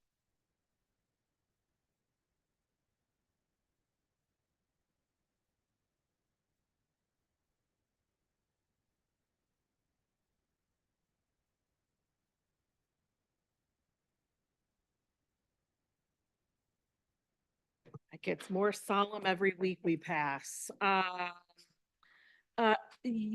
I have, Ashlyn, can you call the roll? Commissioner Beaman, Present. Commissioner Hodge, Here. Commissioner Labar, Here. Commissioner Light, Present. Commissioner Machewski, Here. Commissioner Robbie, Commissioner Sanders, Commissioner Scott, Here. Commissioner Somerville. Here. Fantastic, thank you. Usually at this point, we go straight to public participation, but I'm going to just change things a little bit. At the end of our agenda this evening, commissioners, we have some single reading resolutions. And I'd like to move those up. Obviously, we'll vote on them as they come up in the agenda, but I'd like to move reading these resignations up. And I'm going to look to Commissioner Robbie to present our first resolution. Commissioner Robbie, why don't you tell us who this is for and share some details about this resolution? Absolutely. Thank you so much, Chair. And before I jump in, I'd like to invite her friends and family who have joined us today up to the front here. I know there's many that have joined because Ruth was well loved. So today, we're taking an opportunity to honor the life of Ruth Zweifler, who, and I'm not gonna, usually we do tribute reading up here. We do have an amazing tribute signed by all of the Board of Commissioners that I'll be presenting. But I just wanted to say a few things from the heart, I think, today, and then maybe let some of you all, if you are interested, to say a few words to come up as well and just, speak about Ruth. Ruth is a very special person to me and all of us up here. And for those of you that didn't know Ruth, she was a literal force of nature that in a way that as we enter this very troubling time in our country, it really, I wish that we had Ruth with us still to navigate these waters, because Ruth was somebody who was led from her heart first and foremost, somebody who led for the community and for the people who literally had no voice. She wanted to make sure that everybody had a voice and made sure that as a community we could come together and lift the voices of those who often were silenced. She was a passionate fighter for social justice. She was a passionate fighter for racial equity. She was a passionate fighter for many things in our community. I do want to take an opportunity to speak about her husband, Andy, as well. Who was very passionate about gun violence prevention as a physician. And as a public official, she and Andy actually hosted one of my very first fundraisers at their home right near campus. They live on South University, right near Angel Elementary School. Beautiful home.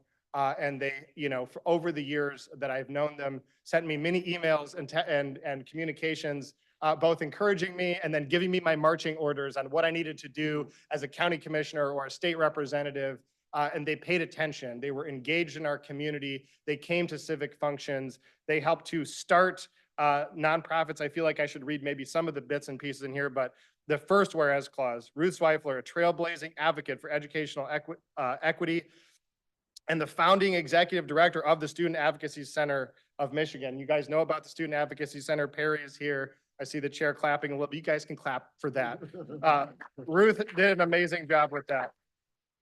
And she passed away on January 12th at the age of 95. We will dearly miss her as a community. She made an impact on me. I can tell you that personally. She made an impact on me, inspired me to be a better person, a better public servant, a better fighter for justice. And I think, the friends and family that stand behind me up here are definitely, feel the same way. And so I do want to give an opportunity, if anybody does want to say a few words honoring Ruth's life.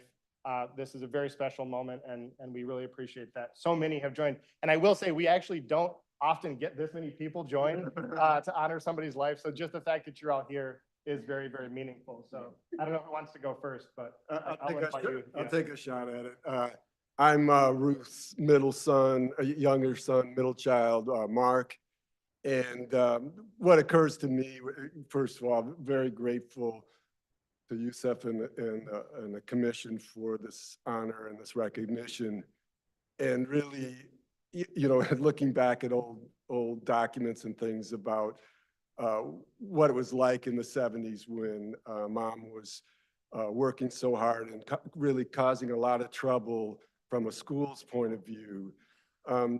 It's not, I mean, maybe it's never comfortable, but it was kind of a weird thing. Ann Arbor likes to think of itself as a, enlightened, socially progressive place. And here was this person saying not so much, and saying some things that it could be hurtful. You're a teacher and you're telling the teacher that you're not doing a good job by some of your pupils.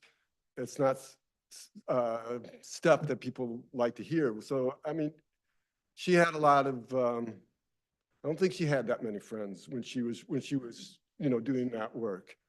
And I think it really is something to see how, like, on the board of the SAC, there's so many important people that were at one point in this struggle were really very antagonistic on the other side of the fence. And that, this event right here just shows that a lot of the things that were so troubling and so fringe and so, insulting are understood and embraced. Maybe not all the things that my mother thought about, but I think that's really wonderful.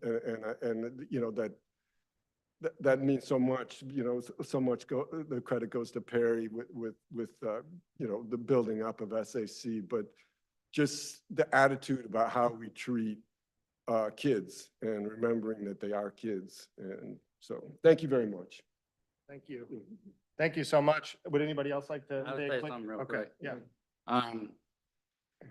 For whatever reason, my mind thinks about when I was a teenager.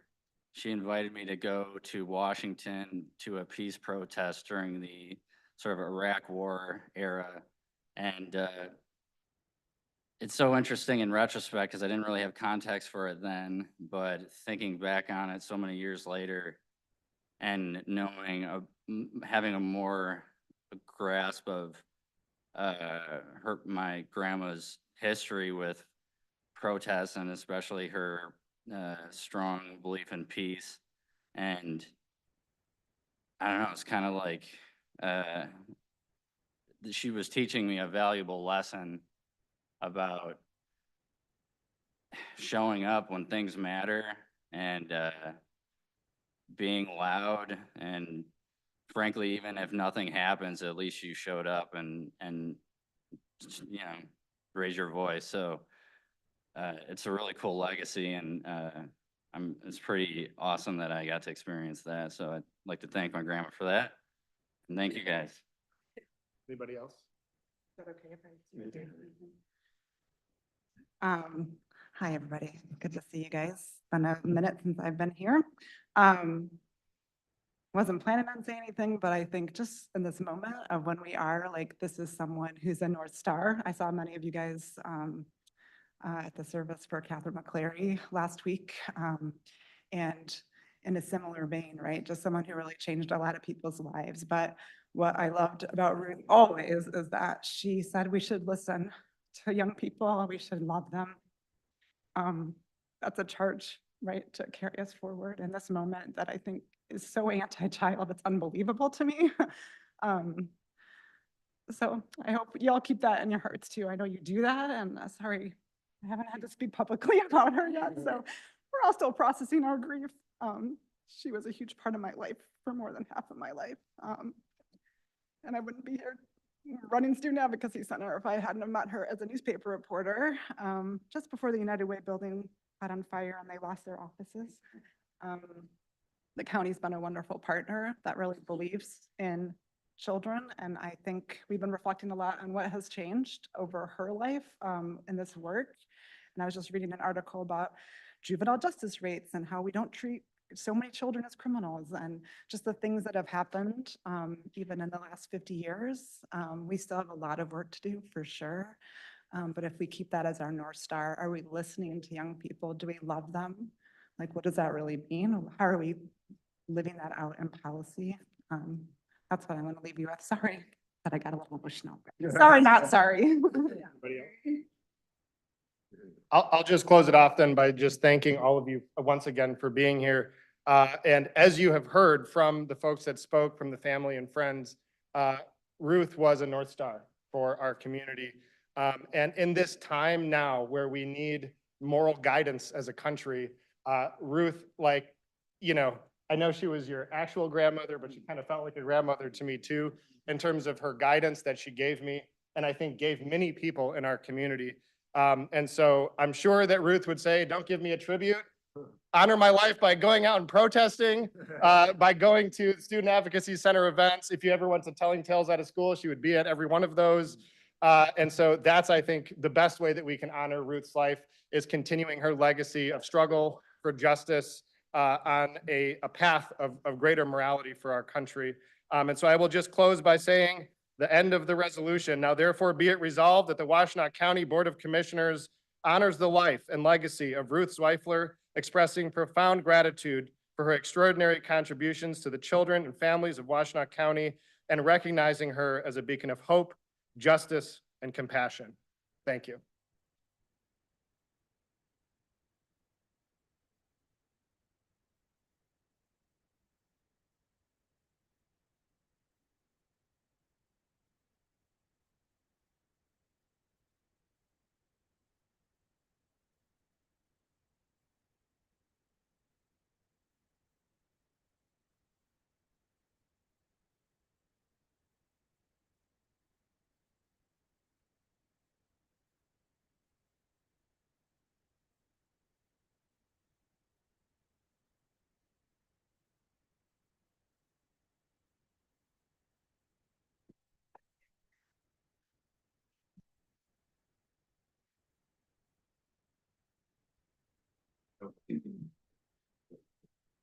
Okay.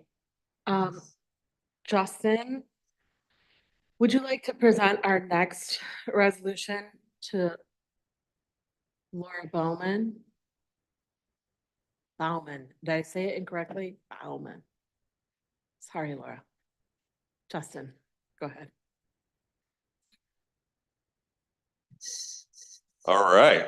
Well, I have a resolution here to honor Laura Bauman for her many years of service here at Washtenaw County. Now, I think you said it was 27 years. It is. It's 27, so we might have to get it fixed on the resolution because it says 25. That's okay. It was 25 as an epidemiologist and 2 years as a public health nurse. Well, the so- other two also count, but, Yes, so I'll read it. It's a resolution of appreciation to Laura Bauman for 25 years, 27 years of service to Washtenaw County and to congratulate her on her retirement from the Washtenaw County Health Department. So Laura's done a lot here with us. It's a pretty good summary, and I want you to talk more about it too when I'm done. So whereas Laura Bauman started her employment with Washtenaw County as a public health nurse in 1993 and continued in this role until 1995, having completed her Bachelor of Science and Nursing degree from Eastern Michigan University in 1991. And whereas Laura returned to employment at Washtenaw County in 1999 after receiving her master's degree in public health and epidemiology and international health from the University of Michigan, go blue. And whereas Laura is retiring after 25 years of continuous dedicated public service, attaining the position of epidemiology manager at the Washtenaw County Health Department. And whereas Laura has dedicated her career to public health surveillance, disease and outbreak investigations, data analysis and reporting on public health trends, community health assessment, and public health communication that has received local, state, and national recognition. And we got to hear more about that. And whereas Laura has led a team of epidemiologists and coordinated with public health nurses in the reporting, investigation, and control of more than 70 diseases that must be reported to local health departments in Michigan, and partnered with local hospitals and health systems, universities and colleges, K-12 schools, and local businesses to coordinate public health response. And whereas Laura has been committed to training, mentoring, and supporting the professional development of countless health department staff, overseeing the growth of the Washtenaw County Health Department's epidemiology program, and contributing to the training of public health students via internships, class projects, and guest lectures. And whereas the epidemiology manager and, or as that manager and as a member of the Washtenaw County Health Department leadership team, Laura worked around the clock to protect the public's health during the COVID-19 pandemic, including leadership in timely disease reporting, analysis of trends, identifying populations disparately impacted by disease to inform COVID response, and contributing to data-informed decisions and guidance. And whereas Laura contributed to many successful state accreditation cycles for the Washtenaw County Health Department, regularly exceeding program requirements and receiving special commendations in the area of communicable disease control. And whereas the Board of Health recognized Laura on December 13th, 2024, now therefore be resolved that the Washtenaw County Board of Commissioners expresses its deepest gratitude to Laura for her exemplary service to Washtenaw County, her extraordinary contributions to the protection and promotion of the public health of our county, and her passionate public health leadership, and we congratulate her on her well-deserved retirement.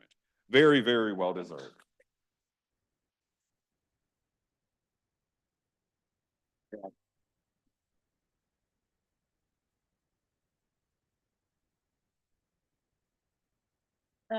Thank you so much. I just want to say it's been an honor and a privilege to serve in this community. This is the community where I was born. I was born at University of Michigan Hospital.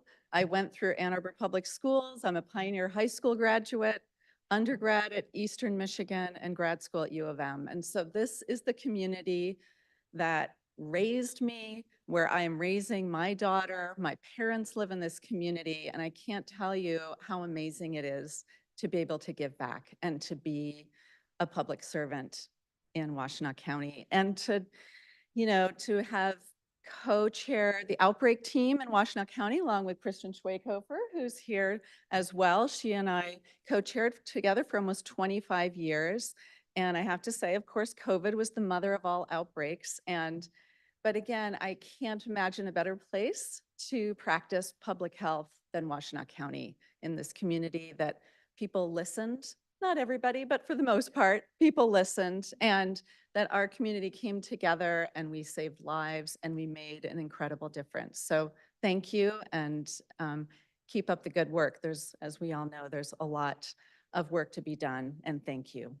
And retirement plans. What are you doing with retirement? Oh, so I still have a daughter in high school, and I have to say, keeping up with her is a full-time job, and I couldn't do 2 full-time jobs. So it's very nice to, as I go to volleyball tournaments around the country and wander with her cello. I'm going with 120 orchestra students to Atlanta in March. So this is what I'm spending time doing, and doing some pottery at the Ann Arbor Arts Center. So it's lovely to have a little time for myself finally.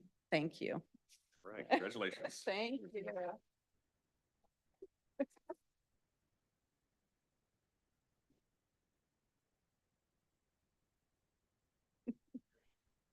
Do you want a minute in the Yeah. picture? Yeah, okay, man.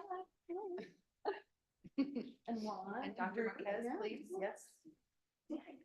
Kristen. I know all of I know, yeah. Healthy to go. Gina. Okay. Justin, you mind moving? Sorry. Okay. Could you stand where Jane's standing? Sorry, because All right. you're kind of the woman of Yeah, the, you're the- of the hour. you're the gal of You're the hour, next. yeah. Wonderful. I know. Okay. I know, I got it. Oh, okay. I got it. Ready? Yeah. 1, 2, 3. Got it. Thank you.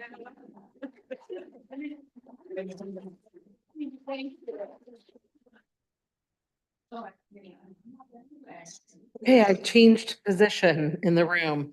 I have the honor of presenting the next resolution to Jane Nickert. Come on up. I'm also slipping her my phone number. I could have emailed you. I decided instead to pass you a note. I am very excited to present this resolution to Jane, even though I'm very sad that she's leaving Washtenaw County. When I just came up, Andrew said, Jane's a firecracker. And I said, look at my notes, say Spitfire. Like, yeah. And not only is she a firecracker and a Spitfire, the care oozes from her. I have also been involved in negotiating from a union side for nurses once or twice in my life. And I have never heard nurses talk about their director in such glowing terms, like never. It's really a testimony to who you are. So we have, whereas Jane Neckert began her employment in Washtenaw County in 2014 and is retiring after 10 years of dedicated public service, where she has served, I'm going to sum up some things, as the Director of Nursing and led Washtenaw County Health Department Community Health Services Division with integrity, vision, and a commitment to excellent service. She's dedicated her nursing career to public health for children, women, and families through service at the state and local level. She has been committed to training, mentoring, and supporting professional development of countless health department staff, ensuring the effective delivery of a wide range of essential public health services, including immunizations, tuberculosis control, who knew we'd be worried about that again, sexual health, communicable disease, hearing and vision screening, WIC and breastfeeding support, maternal infant health home visiting, children's special health care, and lead screening, where she has worked with the University of Michigan, Eastern Michigan University, Concordia, and Washtenaw Community College to contribute to the training and education of hundreds of nursing students, no small feat. Whereas the Director of Nursing and a member of the Washtenaw County Health Department leadership team, Jane Neckert, worked around the clock to protect the public's health during the COVID-19 pandemic, including leadership in planning and delivering COVID testing, immunizations, PACE investigation, access to treatments, and guidance to Washtenaw County leadership on safe operations. And whereas Jane Neckert was appointed by Governor Gretchen Whitmer to the Child-Led Exposure Elimination Commission in January 24 in recognition of her public health, nursing, and childhood-led exposure expertise, whereas Jane Neckert successfully led the state accreditation process for the Washtenaw Health Department, whereas the Board of Health recognized Jane Neckert on December 13, 2024. Now, be it therefore resolved that the Washtenaw County Board of Commissioners expresses its deepest gratitude to Jane Neckert, I'm going to try not to cry, for her exemplary service to Washtenaw County, her extraordinary contributions to the protection and promotion of public health, and her passionate nursing leadership, and congratulate her on her well-deserved retirement. No time. Thank you, thank you. It's gonna be okay, just give me around. Thank you, everyone. That was very, very kind words, Katie. I want to echo Laura's sentiments that it has been a privilege and an honor to work here at Washtenaw County, although Guillermo, Greg, Andrew, sorry for some of the some of the times we had together, but and I really have dedicated my entire nursing career to public health. It is a passion of mine. While I'm gone from the county, I'm probably not going to be gone from the public health scene for very long. And I just want to thank everybody, especially the leadership at Washtenaw County Health Department, all the staff that I worked with. It's been great to be a part of this organization most of the time, not always, but most of the time. I'm nothing if I'm not honest, I guess. But, so thank you very much for this. It was very kind of you, and I will truly treasure this resolution. I appreciate it. Thank you so much. And I'll be in touch. Oh, that's right. There's pictures. Health Department. Kristen? What? Oh, everybody, everybody, come on. You'll see Katie and I probably selfies. Okay, perfect. Laura, you're in a great spot right there. Okay, ready? 1, 2, 3. Got it. Thank you. I'll be in touch. I'm gonna stand right here. Ashley is bringing something to me. We also have another resolution on the agenda tonight about recognizing February 2025 as Heart Month in Washtenaw County. AHA, come on up. I don't have it signed and framed for you right now, but we'll get it to you. This resolution recognizes that more than 350,000 people experience cardiac arrest outside of a hospital each year. And 70, she's got all the things that I was going to say up on my own, and it's here. 70% of those arrests happen at home. Only about 1 in 10 survive, and more than 23,000 children under the age of 18 experience cardiac arrest outside of a hospital each year in the United States. And almost 40% of those are sports related. And this is the key, whereas CPR, especially if performed immediately, can double or triple a person's chance of survival, and only about 46% of people who experience cardiac arrest receive CPR from people nearby while waiting for emergency responders to arrive.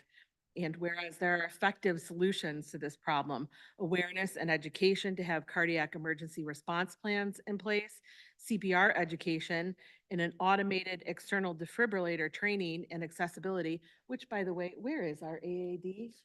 Okay, great, thank you. Well, this is the little education in the moment. Whereas knowing how to properly perform CPR has encouraged more people to act when faced with a cardiac emergency and save more lives from cardiac arrest outside of a hospital, we must increase the number of people who respond to cardiac arrest by calling 911 and delivering high-quality CPR and using an AED as soon as it's available.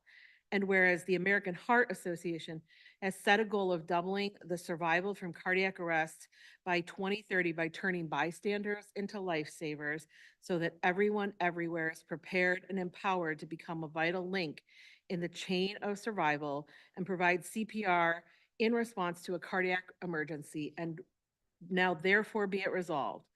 The Washtenaw County Board of Commissioners recognizes February 2025 as Heart Month in Washtenaw County in recognition of the importance of the ongoing fight against heart disease and stroke and the effort to double the survival from cardiac arrest.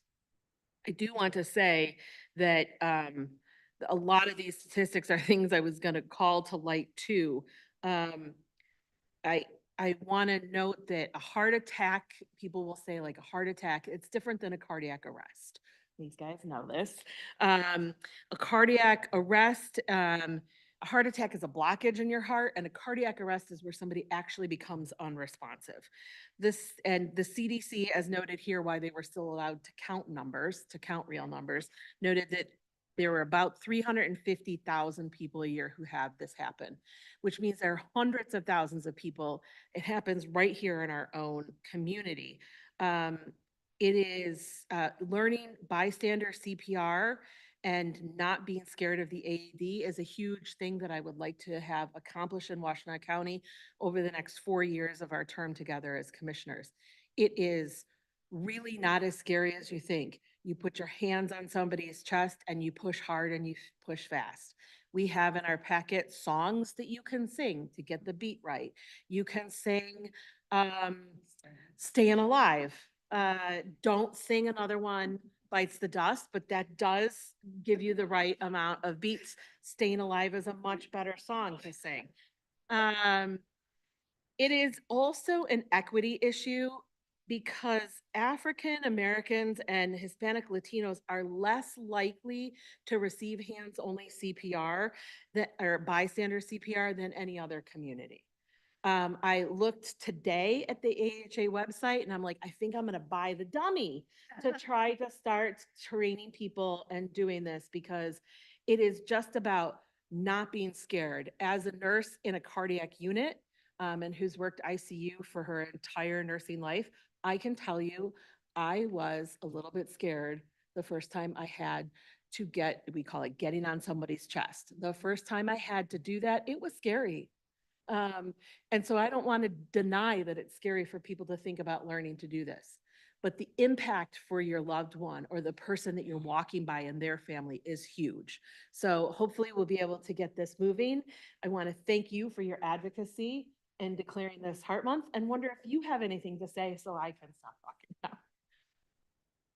I really want to thank you all for letting us be here. And I thought it was really important on behalf of American Heart Association to bring a survivor from Washtenaw County here. This is Mark, And I don't know if he wants to share a little bit of his story and why it's just really, really important, but again, as a Washtenaw County resident. Well, good evening, everyone. My name is Mark Altamare. I live in District 1. And I was really happy to see your AED outside the door, because if not for one of those, I'd be one of the 9 people who don't survive sudden cardiac arrest outside of a hospital. Instead, I'm one of the survivors. And it's only because there was one of those in the building and someone knew how to use it. So I hope you all take the resolution to heart, if I may use a pun, and implement some of these wonderful things you're doing here in Washtenaw County. Thank you. Thank you. Thank you. Okay. Thank you.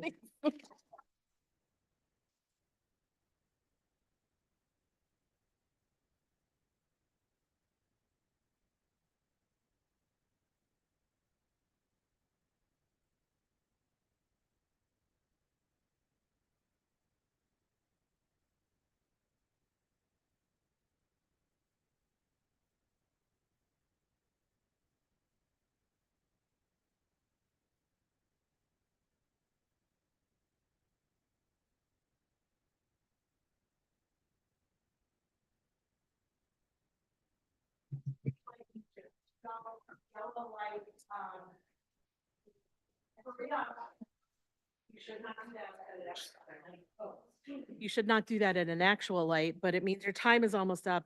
Red means it's time to stop. I will stop you if you hit red, because it's an interest of just keeping things fair for everybody. Don't forget to say your name and where you're from for our records. And with that, the first person has arrived. Welcome. I'll try to keep it to 3 minutes. If not, I'll be back. I'm Shannon Siegert. I'm a Washtenaw County employee, and I'm the vice president of ASME 2733, and that's why I'm standing here tonight. We have a position that we have been fighting with the county for 2 years through the JAQ process to get upgraded. Can't get it upgraded even 1 grade. So I'm gonna give you some historical facts on the position. Hadn't been touched since 2015. All of the employees came together. They helped the department come up with a job description that had been updated for the first time in over 15-ish years. It didn't have any job qualifications in it, just duties and then educational requirements. So it's much larger than it used to be. That happened after meetings with Greg as the final approval of JAQs and why it wasn't approved. Then we went back to HR. We've asked for comparisons that we got when we negotiated the unified pay plan. We've been told we can't have that now by many people who weren't in the room when we negotiated the debacle that is now the unified pay plan. The MAG tool doesn't work. We're aware there's a study coming. The problem is I have 3 employees in that position. We just talked about all of the wonderful people who've dedicated their lives to this county and serving the public.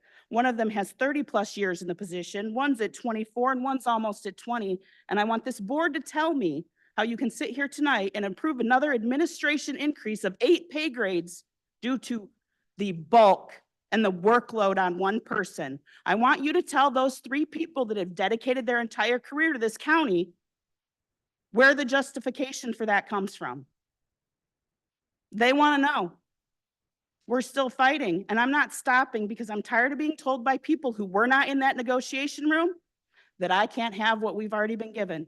We've already had a side-by-side. HR sat with us. We compared a position. They saw where they were lacking. They saw where they could fix it. They fixed it. They righted it. That job is now classified correctly. Why can't we do it for this one that we've been asking for and fighting for 2 years?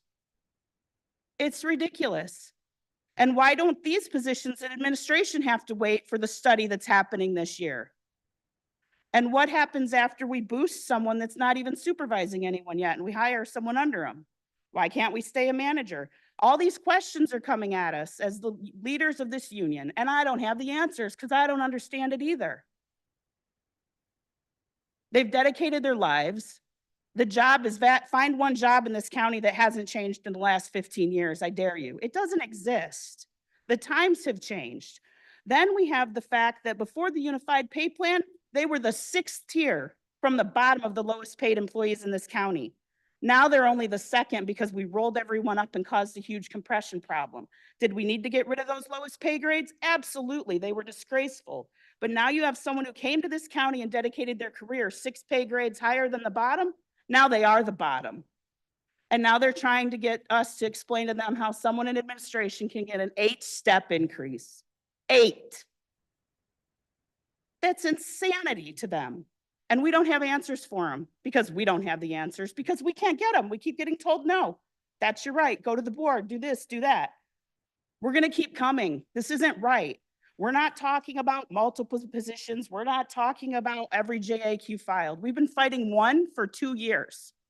It's time to stop. They haven't showed us how they're grading it. Nobody knows why, can't tell us. We got a paragraph that basically said they're glorified administrative assistants. I think that's what's in admin too. So maybe they could pay them what they pay them. Thank you. Anyone else for public participation?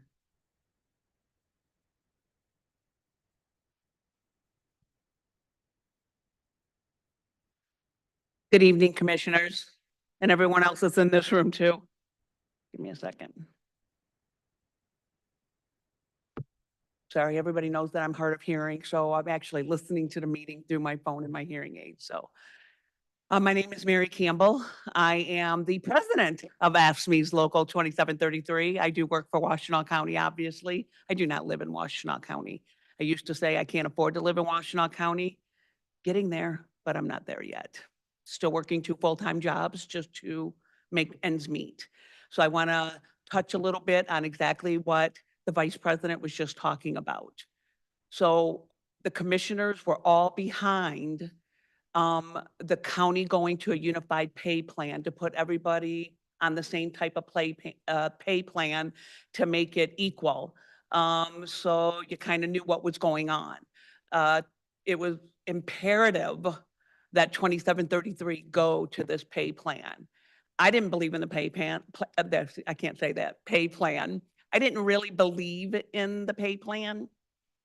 I didn't want the membership to vote for it, but the membership did, so I abide by that.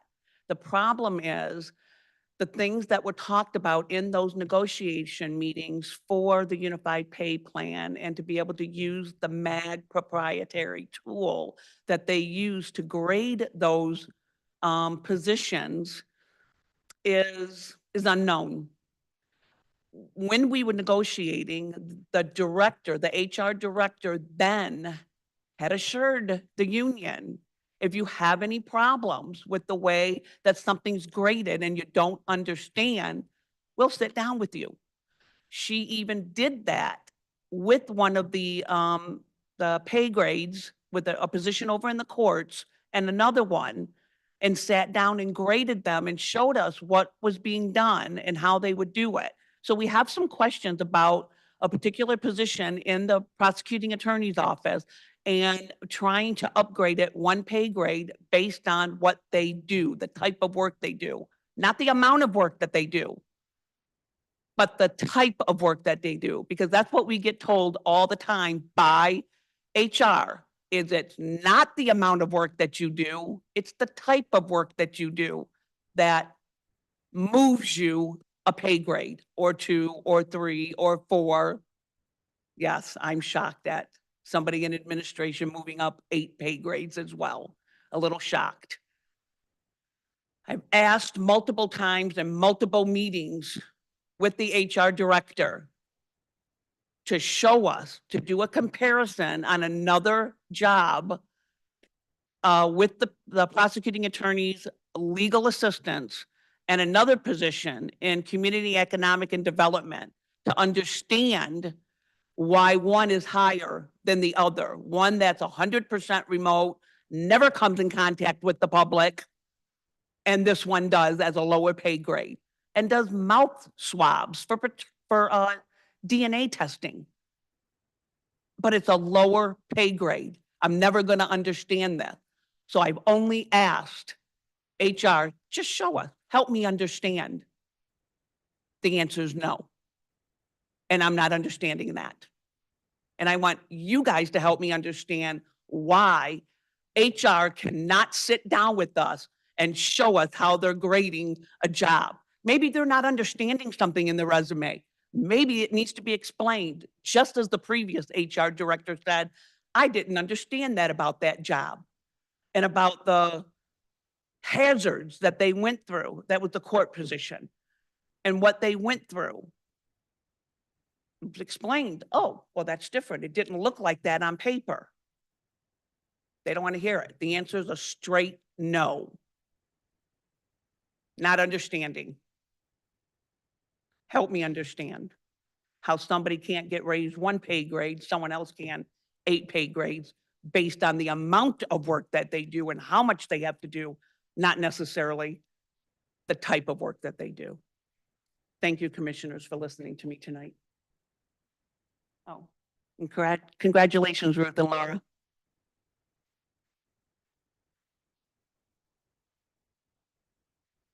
Anyone else for public comment in the room?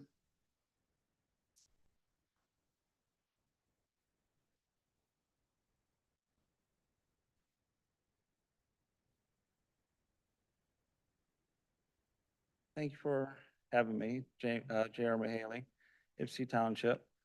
I'd just like to bring up, it is Black History Month, and I like to bring up at least 3 men. One is a local man that I've, excuse me, had the actually pleasure of being taught how to play the guitar through for many years, and actually on stage where he let us go and do our thing is exciting.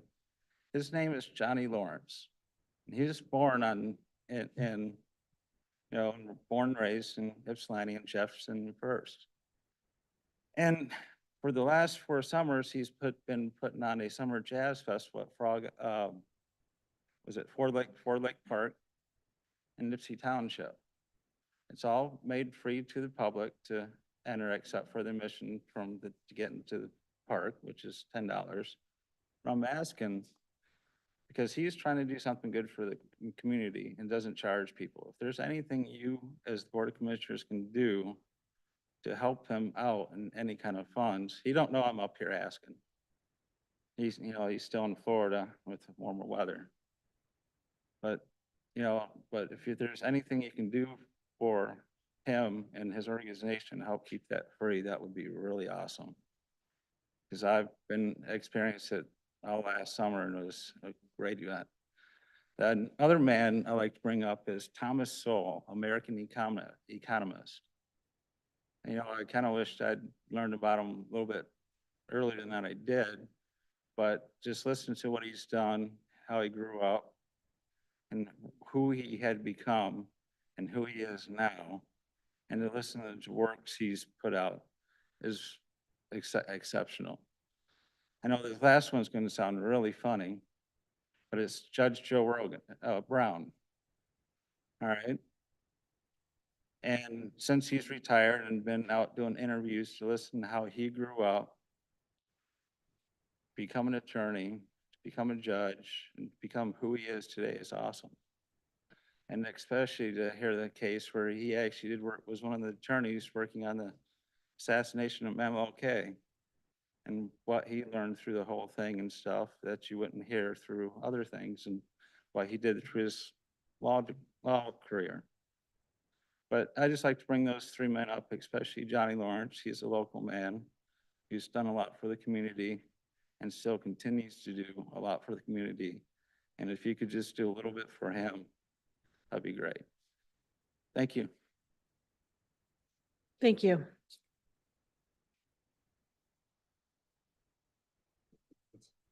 I'm going to keep going with public comment, and I will let you respond after public comment. I'm sorry. But don't leave if you made public comment, or if you're out in the hallway and you made public comment. Anybody else in the room who wants to share public comment? Ashley, is anybody online? Yes, Chair. We have Marta. Okay, Marta, go ahead.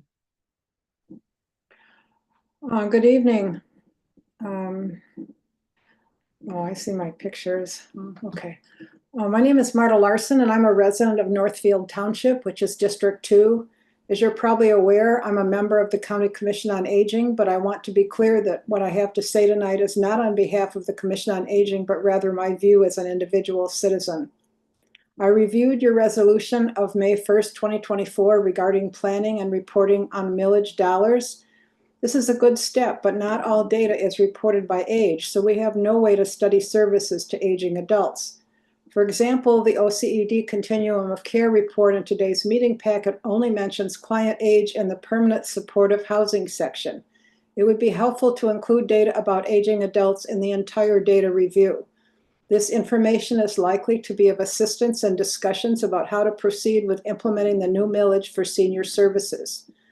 In addition, I think it would be helpful for data in all county reports from departments or offices that provide client services to include information about client age and the municipality where the client resides, or in the case of homelessness, formerly resided. I'm mentioning municipality because in many cases, zip code information obscures the ability to see services by municipality. For example, a large portion of Northfield Township includes Ann Arbor and South Lyon zip codes. Reporting data by zip code would not be useful in determining equity of service provision to Northfield Township residents. For example, if the population of a given municipality is, let's say, 10% of the county population, and only 1% of services are implemented for residents of that municipality, an inequity is present. Additionally, if the population of aging adults in a municipality is 10%, and only 1% of services are implemented for aging adults in that municipality, an inequity is present. There may be reasonable explanations for that, but if the data is not routinely examined, there is no way to evaluate whether county resources are being equitably distributed. These two data reporting requests would not be difficult to implement. It is likely that many county departments and offices that are serving clients already have this information or could easily code their data as each client is served. I'm requesting that the Board of Commissioners direct all relevant departments and offices to begin including this data in all their reports. Thank you very much. Thank you. Anyone else online, Ashley? No, Chair, we have no one else online. Great. Commissioner follow-up. Commissioner Hodge? Thank you, Madam Chair. To Jeremy, your comment about the Johnny Lawrence Jazz Festival, we have historically sponsored that event every year at some financial level. I'm sure there will be another conversation about the next one at some point, but that's something that we've consistently supported. Any other commissioner follow-up? Commissioner Somerville? Thank you. I just wanted to follow up on a point that Marta brought up. Hi, Marta. I also sit on the Commission on Aging with you, but I'm speaking now as a commissioner of the Board of Commissioners. The point that you bring up reminds me of something I brought up at working session 2 weeks ago. There were plans originally to use some of the ARPA funding set aside for older adults to do some surveying. That kind of got passed off on the senior mapping that the Ann Arbor Area Community Foundation was doing. And I know that I've since been given that information, but that was never publicly presented. And so I'm saying that again here because from my understanding, and I could be wrong, I know that the end of the year was a bit challenging for me. And so unless I'm missing something, I don't know that the Commission on Aging ever received the senior mapping information. And I don't think this board received the senior mapping information, let alone the broader community. And so that is a big concern of mine, especially as we continue to have conversations about the future of the older adult millage funds. And I will just to follow up on the comment made about sponsorship. We have always, even before I was on the board, sponsored the Johnny Lawrence Summer Jazz Concert Series. I think it's important for the community to know when we do sponsor events because we're taking that money away from other things that we could support. And so I just appreciate the comment about that. I also just want to make sure that we uplift the fact that the county has always been a very critical partner. And I don't necessarily know that the community knows that, but those are taxpayer dollars that have been used to support it. And while it is free, there is a little inequity in the fact that it's not totally free. People have to pay to park, and so there are some barriers. And so when it comes to the county subsidizing something that is advertised as free, I think that's an important element of it to consider when we're putting county resources towards something like that. Thank you, Commissioner. Any other commissioner follow-up? Or Commissioner Sanders? Jeremy, I appreciate you uplifting what you believe to be an important musical event that has occurred for the last going on 4 years now. I speak from a standpoint of being one of the first champions when he first brought this idea to bear. We were just coming out of COVID. And I believe I was responsible for getting the county to support him, as well as finding about $10,000 in other sponsorships, because I felt it was important. People were cooped up. They needed to have some sort of relief. But I will say that I have been consistent from that first year to last year, which I did not attend any of the events last year, that I was concerned and felt it was a little disingenuous that the county was providing support for an event that was said to be free, but wasn't quite free. And there was a continual every year, despite my objections, of collecting cash money from people that were attending, sending someone around to take up cash donations. And I don't know how I explain that to a resident, to a taxpayer, that we are giving county dollars, we're giving their taxpayer dollars to support something, and there's cash being collected throughout the people that are attending, but I did not see any accountability for it when we asked for budget information and we asked for sponsorship information. So it's not that I don't support it, because I still think it's a very useful outreach and release tool for our residents. Music is an equalizer, but we have to be completely transparent. If we're asking for the taxpayers to spend their money to support something, they have a right, and we as commissioners have a right to see the full and complete budget and all of the funds that are collected. And so when you're collecting cash and there's no accountability to us or anybody else that is supporting that, I don't know how I could justify continuing to give taxpayer dollars if we don't know. I don't think we're ever given any accounting for the amount of money that was raised from parking, which is also another cash endeavor. I'm not sure if, I'm gonna put him on the spot, but I'm not sure if Administrator Dill can share whether or not he ever received that information. We've asked for it before. It's just a very slippery slope. So I'm not in any way saying or advocating that we not support this, but I do think that when you're asking for taxpayers' dollars, they have a right to know, and we have a right to be prepared to answer any concerns that they may have. Commissioner Sanders, we did not receive that information.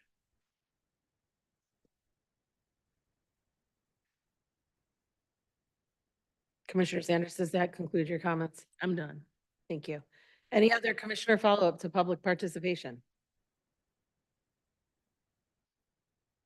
Commissioner Somerville. Thank Dr. you. Nabel? Yeah, I didn't mean to skip over the comments made by our friends that asked me. So obviously I will talk to the chair about how we can try to address some of the concerns that you raised with staff in the HR department. Obviously, like, we've heard some of these issues before when we've gotten public comment, but I will try to find out, and I'm sure others will try to find out how we can close the gap on the concerns that you've raised. Thank you, Commissioner. Administrator Dill? To that end, Commissioners, as I indicated to our labor leaders, we'll start to dig into this first thing in the morning, and I will have an update for you guys later this week. Thank you. Any other commissioner follow-up to public participation? Okay, I see none. I will just, I think if I said a lot, I'd just be repeating what everybody said. I just want to thank everybody for coming to public comment. It is not always easy to stand at that podium. It is especially not easy if you have an issue that you feel very passionate about. And so I want to thank you for that. I will look forward to hearing more about some of these issues with the position. I think Commissioner Robbie has heard some more, and I will touch base with Mr. Dill and with Guillermo also about this, and feel confident that we'll have more answers and more information soon. So thank you. Any liaison reports? Commissioner Hodge? Hey there, thank you. Thank you. Yeah, okay, we've got a couple. I'm gonna bring up my notes here. I'll speak off the dome. Food Policy Council. So Food Policy Council is interested in engaging MSU Extension. So I believe MSU Extension is going through a hiring process for the staff person that will be working with Washtenaw County. And historically, they did do some work with the Food Policy Council, and they're in need of, they're looking to have more support because they want to start pursuing grant opportunities and then eventually pursue grant opportunities to have a dedicated staff person. So I'm working with them to have conversations with MSU Extension about the likelihood of them being able to further that partnership with us. So looking forward to hearing more on that one. Also, Community Action Board, and Commissioner Beeman may want to share more on this one too, but we had what I thought was as always, Community Action Board is a good time there. But we got a number of thorough presentations. One of them was from OCED about the significant risk that the federal freeze put us all in, and the specific dollars and cents that were at risk for OCED. And part of the advocacy that's going to be happening with the Michigan Community Action Agency, which is the advocacy organization for all community action agencies, they were collecting that information from community action agencies all across the state, and they're going to be leading and doing advocacy around that. I can share the specific numbers with any of you that are really interested in it, but it really is a concern if this were to pop back up again. So we have to prepare for that. Also got a presentation from food gatherers about the need for more funding for the food safety net in our county, and because of the situation we find ourselves in federally, the greater need, and of course, I mean there's greater need all over the place, but food security is a big one for me, and I know many people on the board. And we had a presentation we got the quarterly update from Continuum of Care. We also had a presentation from Hawk about the stats related to housing and homelessness. And I think that was the night of the pit count. And so that happened too. So we'll get some more information about that as well. Great, thank you. What a great liaison report. I wrote a note. Yes, I would like to have the items that you got from the Community Action Board about the funds at risk. Yep. I'm very interested in that. So if you want to send that along to me, I would take it. Okay. Any other liaison reports? Commissioner Beeman? Just going to expand on that one a bit. We got some startling statistics, especially from food gatherers. They're actually looking at, because of rising prices and the avian flu, the cost of eggs is $10,000 a week. Yeah. Yeah. So they're looking at other options and working with partners. So the food crisis is here. It's not going away, and it's something that we're going to need to address, likely without a lot of federal support. Also, as we're always looking at sheltering and permanent housing, we have our veterans, our families with children, and our single adults. Our families with children, the numbers are really stark because of the options that are available. So only 25% were offered a permanent housing resource. So that's 75% without, versus when, we're looking at some of the other populations. So really thinking about what does that do within our community. So I know it's something we're talking about at the table. I just wanted to put a little more light on it. Thank you, Commissioner Beaman. Commissioner Robbie?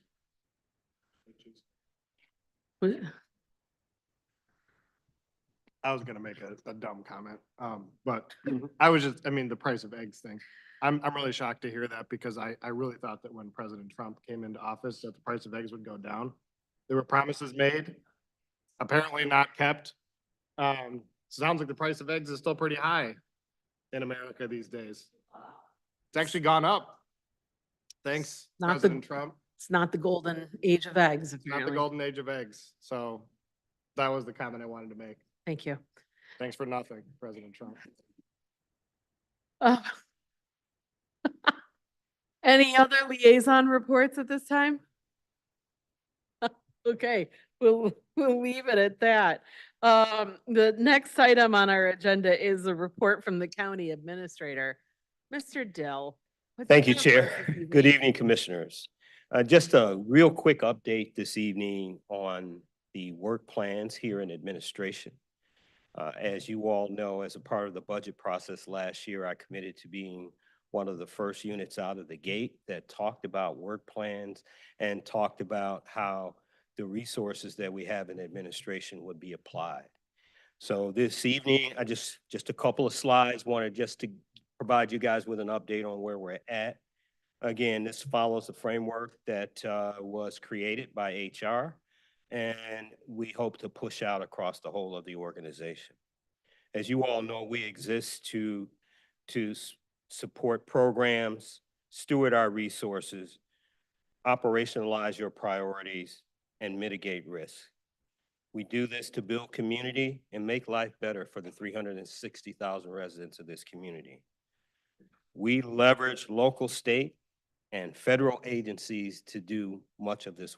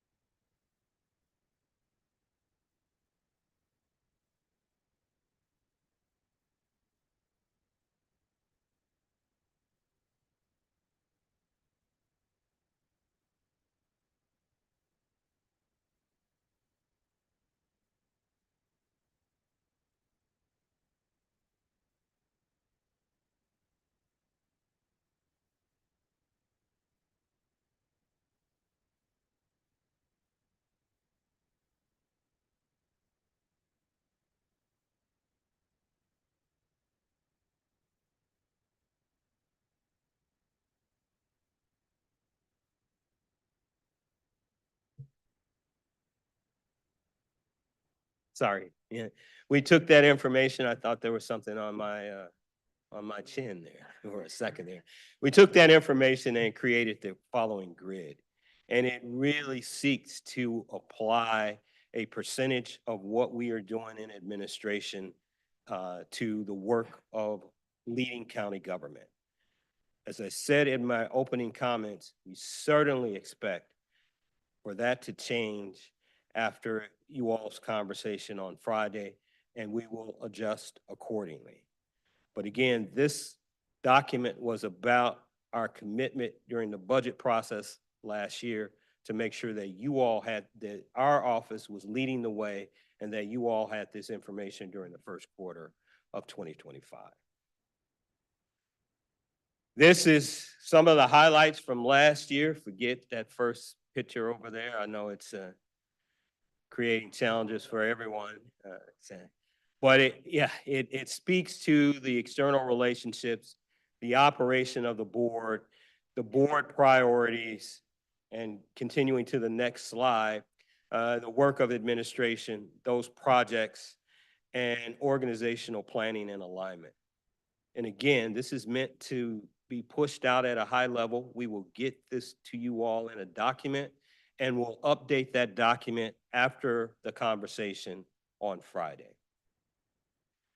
So I didn't want to go too far this evening, but wanted to share with you this information because we had committed to it, and hopefully this will be additional information for our conversation on Friday. And I don't know if you have any questions in the moment, I'm happy to answer them. But again, this is a commitment that we made last year. We wanted to make good on that commitment. Any questions for Administrator Dill? Thank you. Okay, thank you. Next item on the agenda is report from the Chair of Board of Commissioners. I'm going to say very little here, but highlight the email that we all got from Eileen Spring, the Director at Food Gatherers, and that has also been underscored by the comments that Commissioner Beeman and Commissioner Hodge made here tonight. I am all in for discussions about the threat from DC and what that means for our county government, but lower on the priority list that people are thinking about is H5N1. The virus, it's a flu virus that has spilled over into cattle, 950 herds in 16 states, and a potential threat to humans that we're not even going to talk about. I see you back there, Public Health. We're not even going to think about that right now.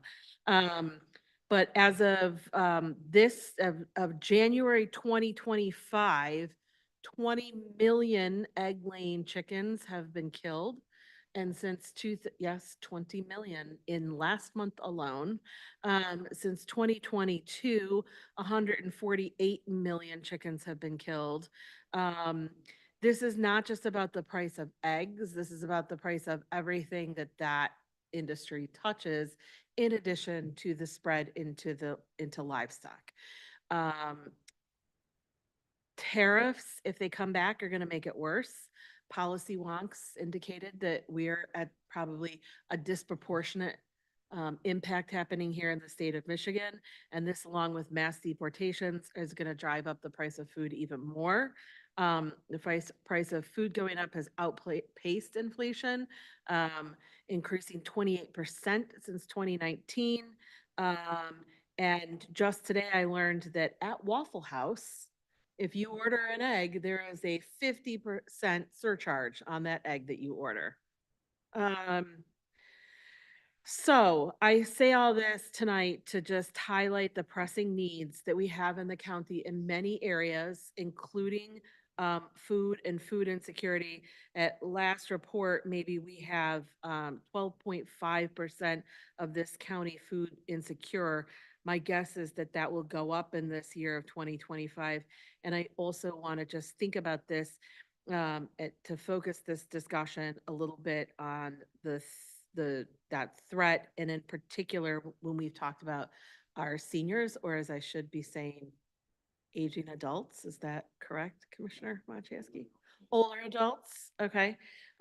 So that's all I want to say there. I also will put a plea out to all of you.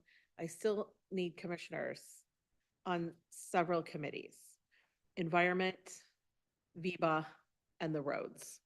Please look at your ability to do these things and see if you can serve on any of these committees. That's it. Oh, I'm just going to take a personal privilege moment too and say happy birthday to Ashley in my report, and happy birthday to my dad. I know, so fun people born today. So happy birthday. Next item on the agenda is a special order of business. I'm looking to see if anybody will make a motion to set this resolution. Commissioner LaBarre? So moved. Second. Thank you very much. I don't have to have a discussion about that, do I? Yeah, I mean, does anybody want to have any discussion on this item? Commissioner Robbie? I'm always good for a discussion. Could I just get some clarity? Make sure I understand correctly what we're doing here in terms of order. We are amending historic district ordinances later on the agenda, and we're setting a public hearing. Are we setting the public hearing for something different than what we're voting on today? Or are we going to do first reading and then vote second reading and hear from the public before second reading? What's the order of operations? What's the plan? I'm gonna defer to our corporation counsel here. That is correct. We are setting a hearing for the same item that you are voting on tonight for first reading. So you will hear from the public at your next meeting, excuse me, at the next meeting where it will go for final reading. I think having read through all the ordinances, I think it's fine. I just would say that it does, to me, seem like we should hear from the public before we do first reading votes. Hmm. So I'm gonna vote for this, but in the future, I think we should do first a public hearing and then first and second reading. That makes sense. Was there time pressure here? Why we didn't do it that way? I'll have one of these guys, or you can come up. You want her to come up and answer, or? Okay. I like that you just popped up from the back of the room. That was great. It was fantastic. Thank you. Thank you. Yeah, there's no time rush on this. We completed these earlier, so if, as it is great. If it needs to be pushed, that's fine as well. But we're hoping to get these through so that we can update them for policy procedures. Okay, okay. I think that's a point well taken, Commissioner Robbie. I'm glad that, we'll make it work tonight, but we'll note that for future items as well. Any other discussion thank you. Any other discussion on this item? Okay, see none. Ashlyn, could I get a roll call, please? Thank you. Commissioner Beaman, Yes. Commissioner Hodge, Yes. Commissioner LeBar, Yes. Commissioner Light, Yes. Commissioner Machewski, Yes. Commissioner Robbie, Commissioner Sanders, Yes. Commissioner Scott. Yes. Motion passed. Thank you. Next item on the agenda, appointments. Would somebody like to move the appointments? I'll move go ahead. No, I'll move the appointments. Great, fantastic. Any discussion on the appointments? I see none. This is another roll call. Ashlyn, thank you. Commissioner Hodge, Yes. Commissioner LeBar, Yes. Commissioner Light, Yes. Commissioner Machewski, Yes. Commissioner Robbie, Commissioner Sanders, Yes. Commissioner Scott, Yes. Commissioner Beaman. Yes. Appointments passed. Thank you.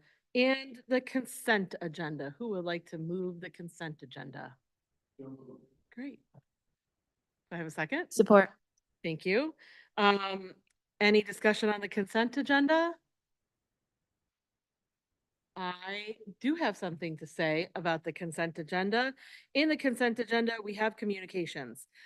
One, commissioners, it's very easy to skip over the communication sometimes, but please pay attention to the comms that we got from Barrier Busters. I think that that's really important, and it may come up again on Friday. It seems like all the things are coming up again on Friday, but that's important. We also have communications. We have acknowledged the communications, but two communications we are acknowledging with reservation. And those are the communications that we have from Ypsilanti. We appreciate the elected input, the elected officials' input on these two items. However, we want to note that we want to rely on data-driven experts and consult with the COC to craft our response to the situation and engage in a kind of sober analytic process about these items going forward. We want to think about our land use, municipal jurisdictions, and the exigencies of running shelters for 24/7. Additionally, I've talked to at least one Ipsy City Council person and said, I think some historical perspective is good on the shelter as well. So we are acknowledging it and recognize it as definitely an issue, but just with that reservation of that we will think very carefully about what the response is to that rather than anything too quick. We want to be very deliberative in our response. The consent agenda is Commissioner Robbie.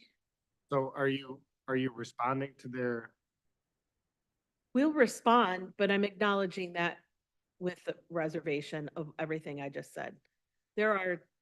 We can't just acknowledge that and say, yes, we'll do this. oh, yeah. We are acknowledging it with the reservation of the work that we need to do to think about how that response goes. And some of that I'm asking particularly for the COC to look at.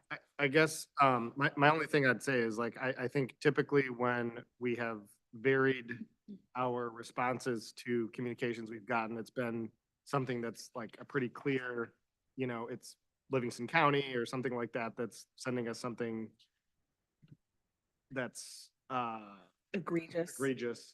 This, because it's a community in our own county, I feel like maybe the response should be something we all talk about, rather than, but if you're just saying like we're receiving it, but you have some concerns, that's fine. I just want to make sure that I understand what communication is being sent back, but. When we've responded to egregious communication before, we've received and not acknowledged. So we're definitely acknowledging it, but I think there's also the reservation is the process with which those resolutions have asked us to act is out of order. And so that's what we as a board cannot just act like that. So it's recognizing that and that there is a longer sense of what needs to be done in order to respond to some of these concerns. That's why we're acknowledging with reservation. I guess I don't necessarily agree with that, and I don't know if, I guess I'm uncomfortable, by that response. I think we should just, receive their communication. We can't act on it immediately, obviously, but it's a communication. Let's receive it. Let's hear what they're saying. We did receive it. So. We did, and we did not say received and not acknowledged. We have acknowledged it. But there's a reservation because it is acting out of order from the way different governments interact with each other. I would never presume to tell another government how to conduct their business. And that communication presumed to tell us how to inform our business. Then I guess for the record, I will say that I do not share that reservation. So. Commissioner Hodge? This might help with this conversation here. So I know we had briefly talked about having this third way of acknowledging or not acknowledging or having reservations about a communication. It's not, I think that did not make it into the packet. So all of the communications are listed as received currently. So if you wanted those two to be marked in that way, we probably need, that's what I was talking to Michelle about. So somebody probably have to make a motion to amend that, I think. Yeah, that's fine. I did ask about this before the packet went out, and said that even when we received things before that we received and didn't acknowledge, they were always marked in the packet as received. Okay. That the difference in how we were receiving them has never been codified in the packet before we voted.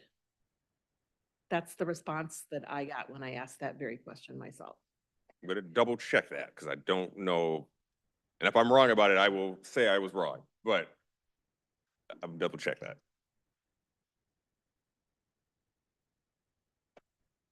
Any other discussion on this item? Commissioner Light. I would just like to say that I think it is best practice that we do acknowledge and that we do give reservation because, as you said, we don't go digging into other government bodies' business and telling them what to do because they are not allowed to do that here. And we just want to make notice of that. And I believe acknowledging and saying we're gonna take some time to deliberate. If we need to vote, if there's further discussion, that is the appropriate, response. And we need to say that, so we can say it, and just like I said, we acknowledge it, but we gonna talk about it.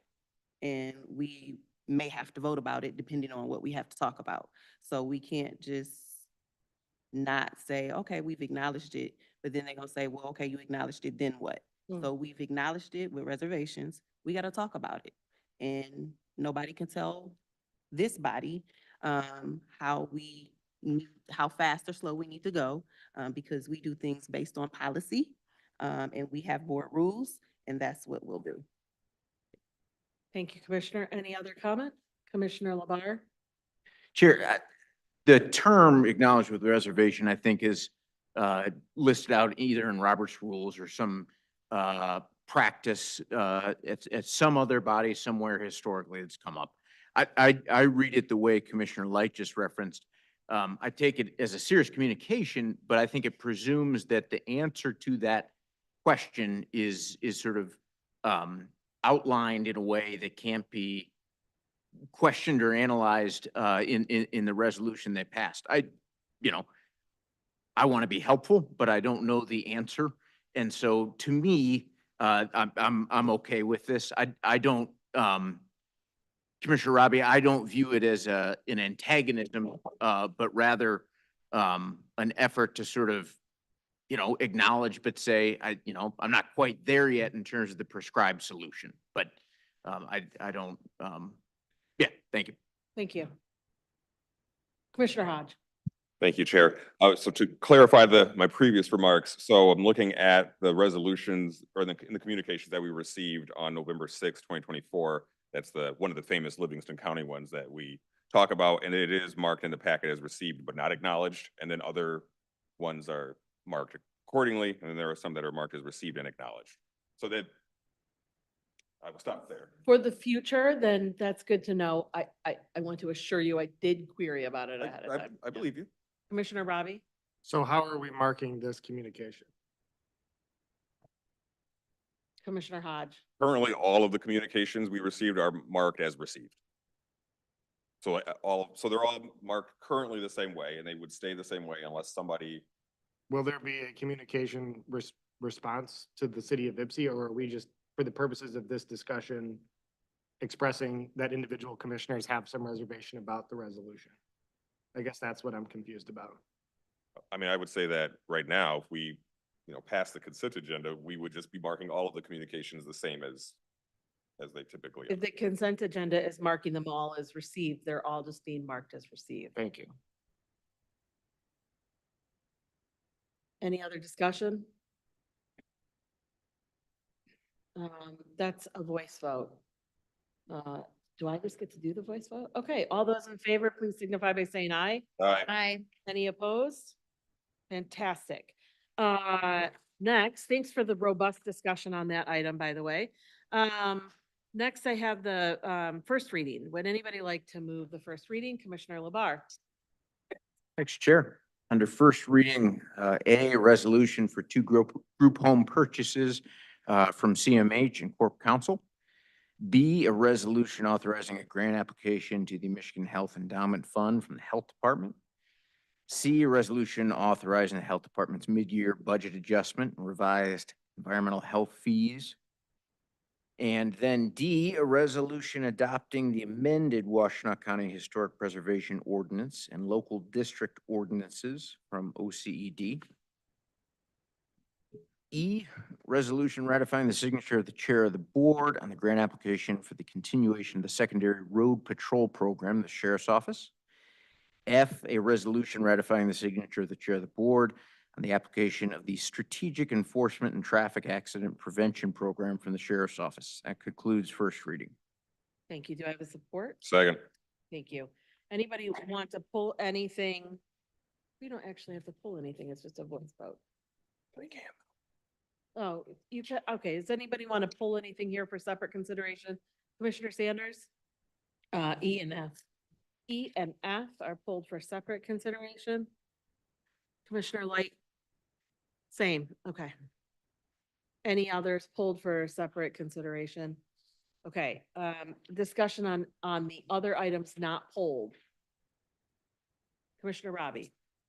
Thank you, Chair. I have questions on items A through C. Well, a comment on item A and then questions on B and C.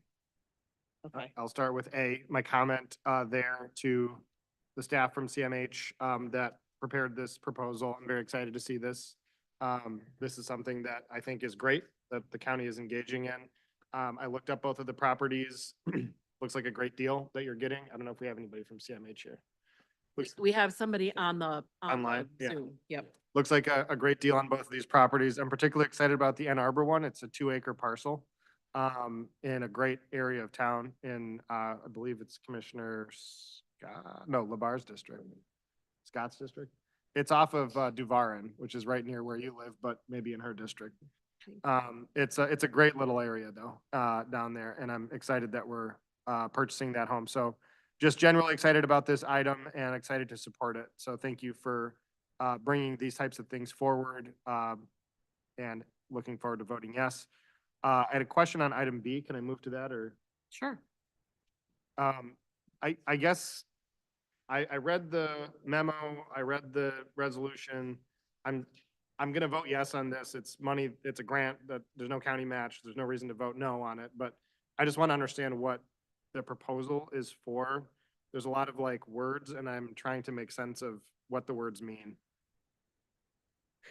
I'm laughing at, there's a lot of words. Well, it says to develop a shared vision and strategies for outreach and engagement that are understood across the department and coordinated internally and externally. So is this money just to do visioning, strategic planning? I see, Director Lovelock. I'm going to, she's hovering like she's ready to answer this question for you. All right. Director Lovelock. Thank you.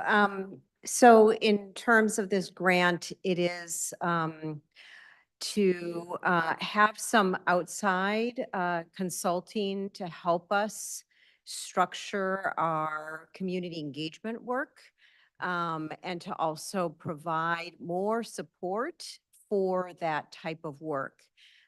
As you all know, in the health department, we center equity in all of the work that we do. We really focus on community engagement.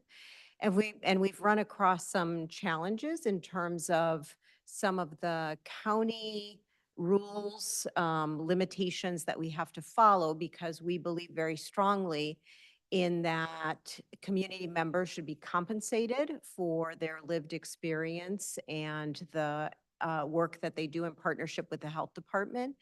And we've had challenges with that community compensation model. So it's really to look at how we can continue to support community engagement in a way that is meaningful for the health department, but also really supports a partnership with community members who are providing guidance, sharing their lived experience to help inform the services and planning of the health department.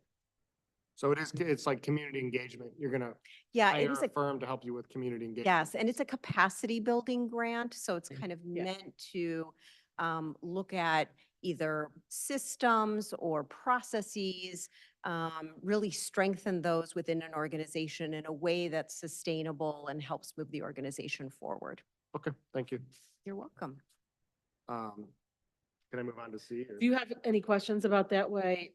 Director Lovelock is up there. I'm sorry, Commissioner LeVar. No question, but one bit on it. Neil Hajra, former CEO over at the Ann Arbor Community Foundation, is executive director at Michigan Endowment, and I believe a past member of the Board of Health. And so that is also just a useful connection there that locates back to Washtenaw County. That was all. Thanks. Thank you. Commissioner Robbie, I'm going to go ahead and go back to you. Just want to make sure you didn't have another question for Director Lovelock while she's in the hot seat. Makes sense. Thank you. Okay, thank you. Just a few questions actually might still be you, but maybe not. On the item C, on the health department's mid-year budget adjustments. Okay, yes.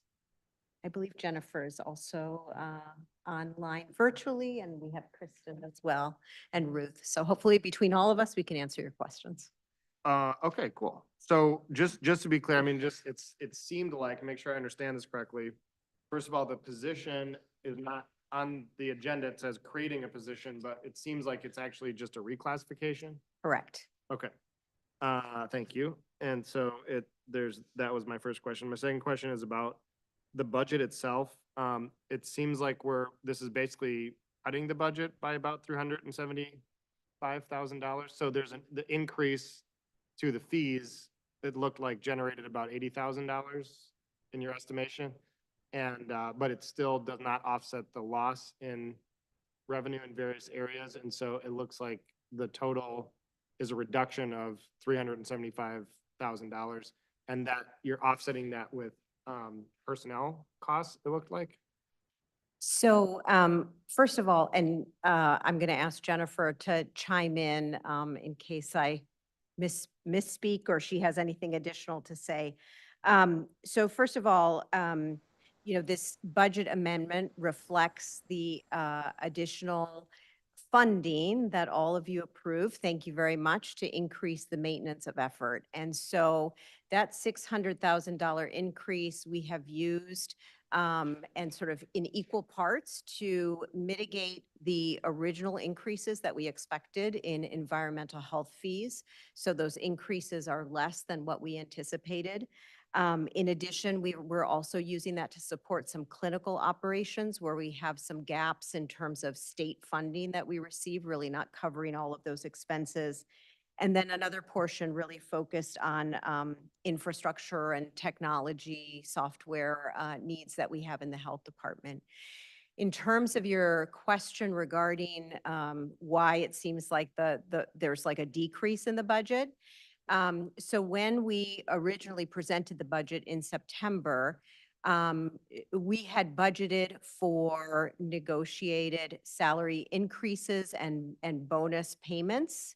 And then Jennifer worked with finance, since we are working under some newer procedures in terms of non-general fund departments, and keeping them whole in terms of making those adjustments in terms of salary increases and other salary increases.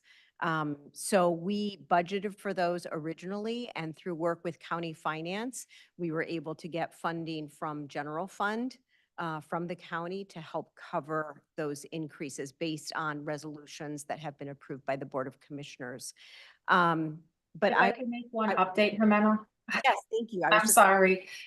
So there was an annualized year-end surplus payment for employees that was originally in our budget, but that ended up being funded by American Rescue Plan Act. So the expense never touched our budget as it was originally created. So that is the significant reason why you're seeing a decrease in our overall budget. Thanks, Jennifer. Thank you. Commissioner Robbie, do you have additional questions? No, I guess just a comment on the fees. I think I'm going to vote yes to advance this forward. I am a little uncomfortable by some of the fee changes. I know this is something I had brought up previously as well. Some of these, it seems like, are a little different than what you guys initially proposed, but maybe I'm mistaken. Yeah, they've been updated because of the additional funding for the maintenance of effort that we can put towards those fees. And so we actually have been able to reduce the amount, the percentage increase for those fees. That's what it looked like, just less major increases and some different decreases too, it looks like, as well. Some of the fees are going down. So anyways, I'm going to vote for it. I just wanted to sort of say that, and thank you for your work on trying to mitigate some of the impact on those. Thank you. Commissioner LeVar. Chair, while we're on the items that were pulled or being discussed, I also wanted to just thank CMH for the purchase on the housing. I think they have done laudable work on that. And I think to our conversation earlier, having tangible county government services, a place that is in and of the county, is a lot of use. And the CMH team, I think, are on top of the ball again. So congrats. Thank you. Any other comments on these items, not the ones pulled? Commissioner Hodge? Thank you. Thank you. You're good to go, but thank you, Jimena. To follow up on what Commissioner Labar mentioned about the purchases of the CMH properties, I think a lot of people have a certain image in their head of what a group home looks like, and it's not necessarily what you think it is. Earlier in my career, when I was working for the CMH in the Lansing area, a lot of my clients were in group homes, and it was a way for them to be able to still have community and to be able to receive services in a friendly environment. So it's great that we're continuing to follow that model here in Washtenaw County too. I'm going to vote yes, in case there was any question about it. Thank you. Any other comments on these items? I don't see any hands. I will say that I am also thrilled about the CMH purchases of these homes. I think it is it's something that's solid. And I love that. I am thrilled about getting a grant for capacity building. And also, I want to recognize how much work that continually doing the budget is for any department. So thank you for bringing all of these things. I'm interested to see how we move forward with historic ordinances. And at this point, we'll just vote on these items alone before moving to the items that are pulled. Since it's a first reading, we'll have a voice vote. So all those in favor, please signify by saying aye. Aye. Any opposed? And the item passes. Now we will look at items E and F as pulled by Commissioner Sanders. Any discussion on these items? Commissioner Sanders. I had some questions related to, so I went into the grant application that they provided to us, or their summary. First question was if someone could help us understand what type of equipment are they purchasing for roughly $80,000? Well, it's an $80,000 increase to the grant. We're not purchasing equipment yet. Well, if we have extra money within the grant, that allows us to purchase equipment towards the end of the grant. So the bulk of the grant goes towards the funding of 2 deputy positions. And it looks like the areas that are covered are for, I guess I was confused because it's listing Pittsfield, which is my district. And so are you saying that this grant covers the sheriff's? So that grant is underneath F, that's strategic enforcement. That's a different grant. So the secondary road patrol is for 2 deputies patrol countywide on the secondary roads, the non-M roads. And then they also are part of our traffic enforcement unit that investigate all fatal and serious injury crashes. F, the strategic enforcement grant, is a grant that the county, the sheriff's office runs, but we have other agencies that partner with us, such as Pittsfield Township, Ann Arbor, Northfield, Chelsea, and Saline, where we manage the money, but we pass it out to them so they can do drunk driving enforcement, speed enforcement, seatbelt enforcement, to help reduce fatal and serious and traffic crashes in general. So maybe just because I wear glasses, I don't know, maybe I can't see because I thought I clicked on the right application here. But it's 46 pages, so. Okay, so back to the 80 grand. Can I ask can we keep the discussion to E and F separate since we're going to be voting on these separate? So maybe do one at a time. I'm talking about E. Okay, E. So E And is for the sheriff's I'm- office only. I'm also just going to interrupt for anybody listening. This is Deputy Kratzberg who's talking to us from the sheriff's office. Yes, ma'am. Thank you. Okay, sorry, go ahead now. So E is for the sheriff's office only. And the money will fund 2 countywide patrols. And then if we have extra money, as we're getting towards the end of the grant, we use that money to buy equipment to assist with our investigations in the fatal traffic crashes. Okay, so equipment that you don't currently already have. No, it's typically stuff that, in years past, as new vehicles come out, new technology comes out, we have to buy the updated equipment.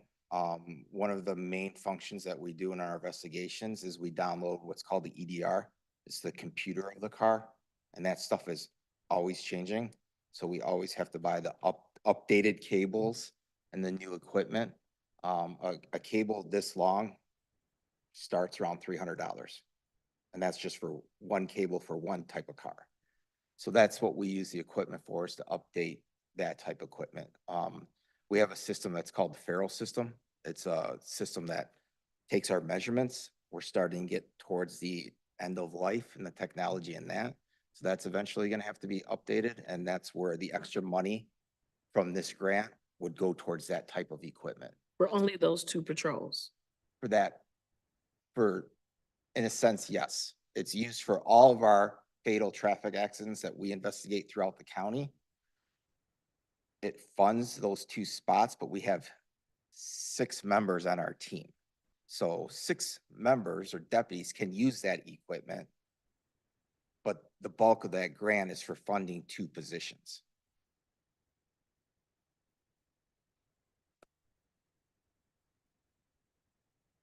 So 6-foot price of king. Kind of.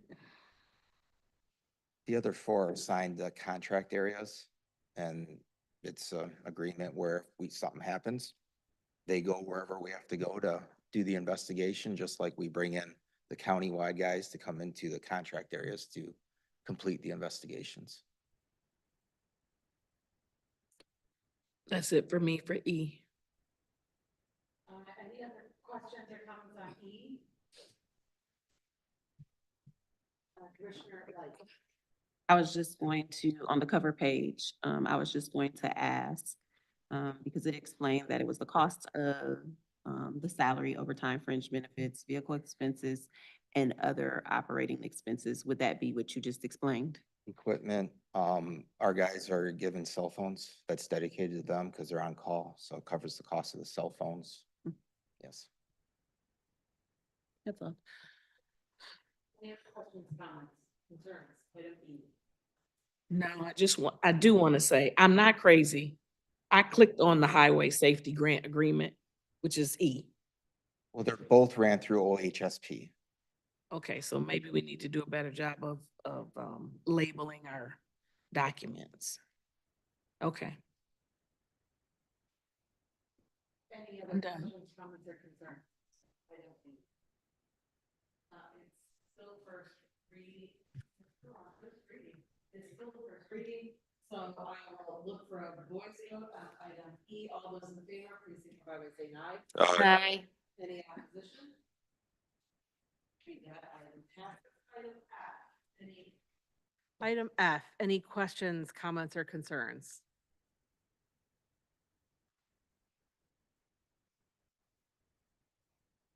Okay, I see none. Also a voice vote. All those in favor, please signify by saying aye. Aye. Aye. Any opposition? Thank you. That ends the first reading. Next item on the agenda, the final reading, the single reading, and the approval of claims. Anybody like to move these items, please? Commissioner LeBar.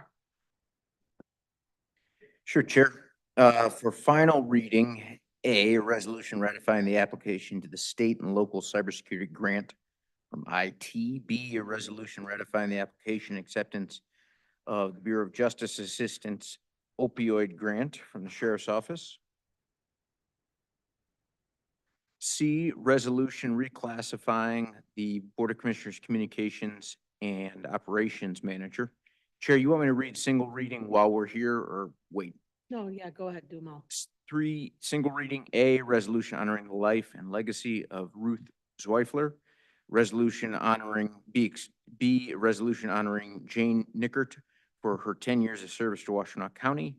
C, a resolution honoring Laura Bowman for her 25 years of service to Washtenaw County. D, the supplemental resolution recognizing February 2025 as Heart Month in Washtenaw County. And then 4, approval of claims. Thank you. Anybody would like to pull anything for separate consideration? Commissioner Light? B. B, Is in did you boy. say? B? Is in boy. Mhm. Thank you. Any other items, Commissioner Sanders? C. C? Any other items for separate consideration? Okay, we have pulled B and C. We will hold discussion on those for now. Any discussion on the items left behind? Comments, questions, concerns? Okay, this is a roll call vote. Ashlyn? Commissioner LeBar, Yes. Commissioner Light, Yes. Commissioner Machewski, Yes. Commissioner Robbie, Commissioner Sanders, Yes. Commissioner Scott, Yes. Commissioner Beaman, Yes. Commissioner Hodge. Yes. Resolutions passed. Great. So let's go to item B. Questions, comments, and concerns on item B. Commissioner Light.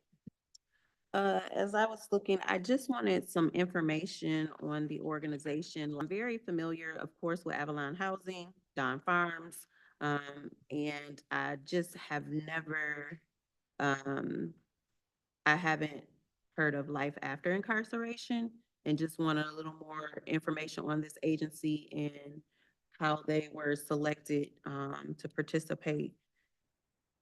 And just some information. Is there anybody from Life After Incarceration or from the Sheriff's Office that can give a little information about what they do and who they are?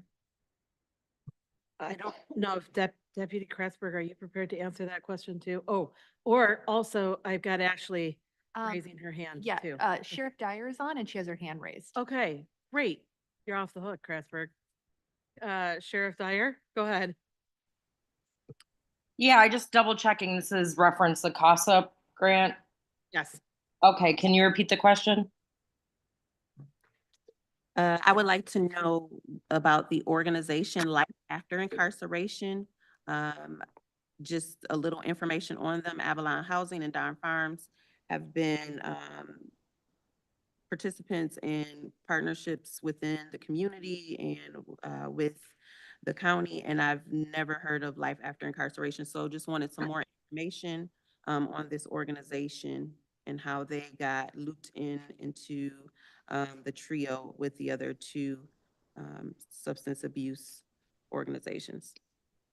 Yeah, so this was something that was started in the previous administration. So they've been doing work in the jail for a bit. And they work closely with our community partners. They work with our programming in the jail, our reentry case managers. They do a lot of work with community corrections. And so this is really, a way to keep those programs going. And yeah, I don't know if you have anything additional you want to know.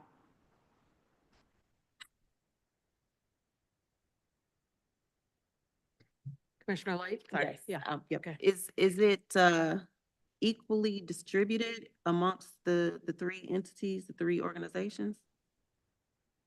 The support? Yeah, I will. I believe my director of community corrections is also on, and they would have more detailed information. So let me defer to them.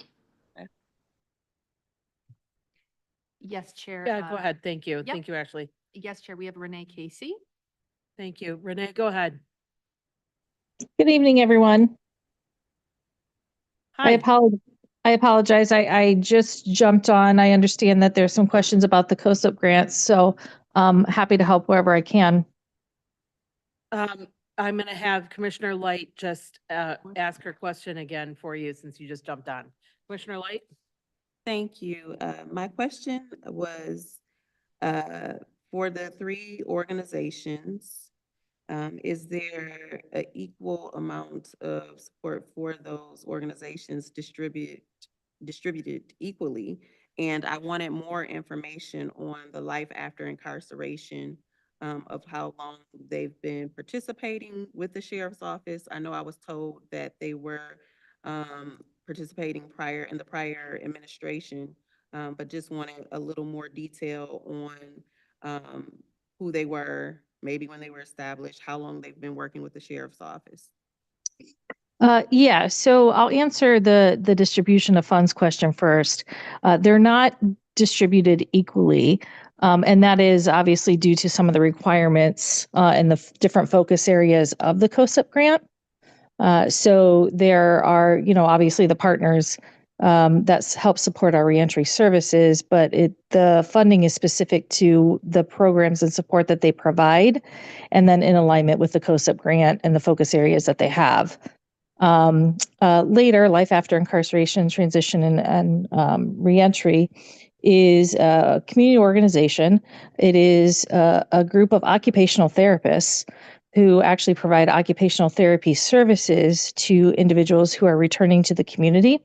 So they do individual OT sessions for individuals in preparation for release, and then they follow up and continue that support in those OT sessions in the community for individuals post-release. They are also providing our life skills and support services programming to the larger population in the jail. Commissioner Light, go ahead. Thank you for that. Do you have a roundabout number of amount of how the funds are distributed to each of the organizations or agencies? I don't have that in front of me, and I'll apologize for that. I certainly can get that to you tomorrow.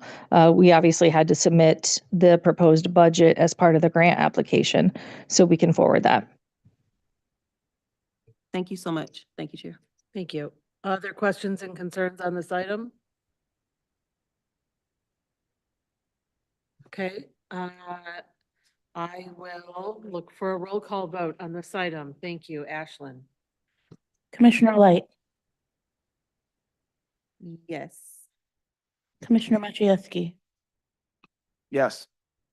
Commissioner Robbie, Commissioner Sanders, Yes. Commissioner Scott, Yes.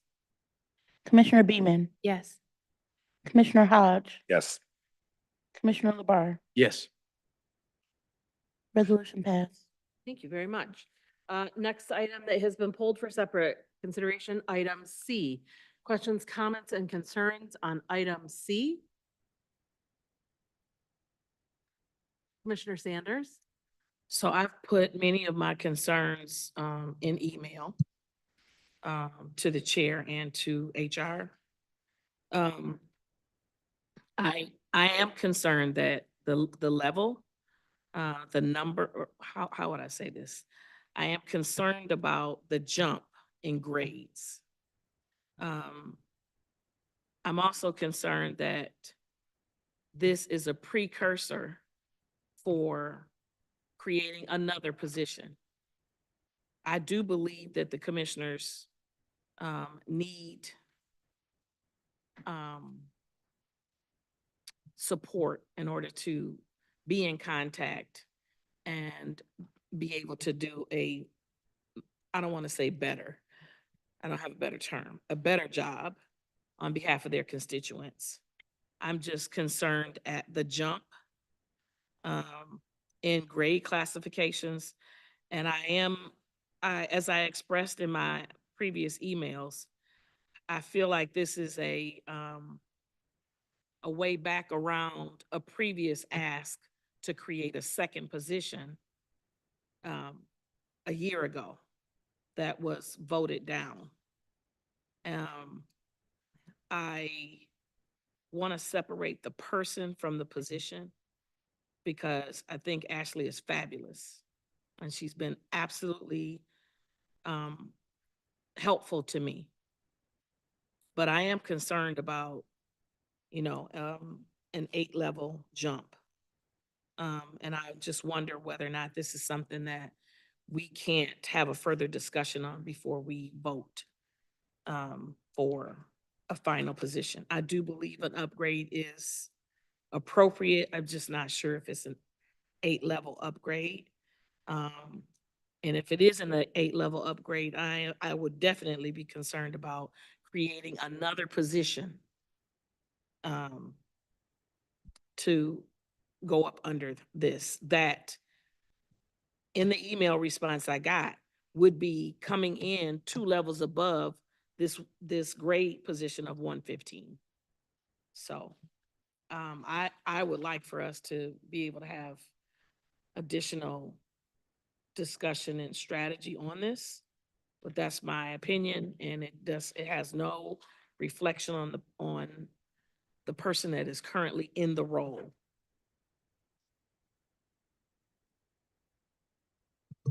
Any other comments, questions, or concerns on this item? Commissioner Light.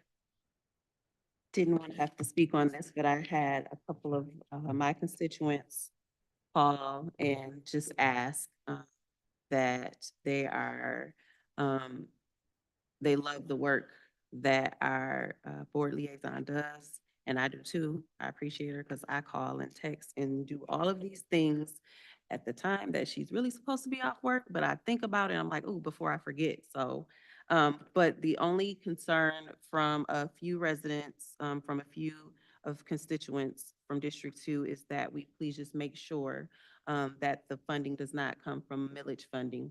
And it was specifically said from our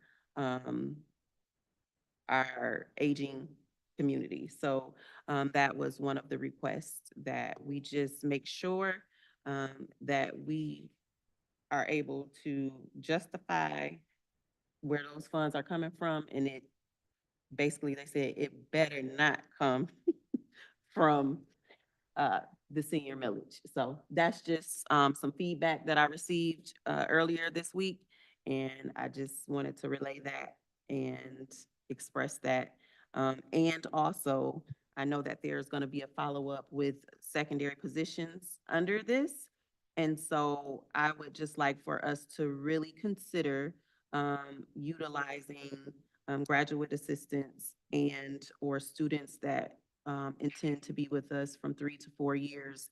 They may begin as student assistant workers or however, so that we can eliminate trying to scramble for funding for a second position. But I am definitely on board and with Ashley moving up the ladder. Thank you, Commissioner. Just to clarify, there is definitely no millage funding. The funding sources are all detailed in the memo and the position there too, but reassure your constituents. Any other questions, comments, or concerns on this item? Okay, we'll have a roll call vote on this item. Ashlyn. Commissioner Marchewski. Yes. Commissioner Robbie. Commissioner Sanders. Commissioner Scott. Yes. Commissioner Beaman. Yes. Commissioner Hodge. Yes. Commissioner LeBar. Yes.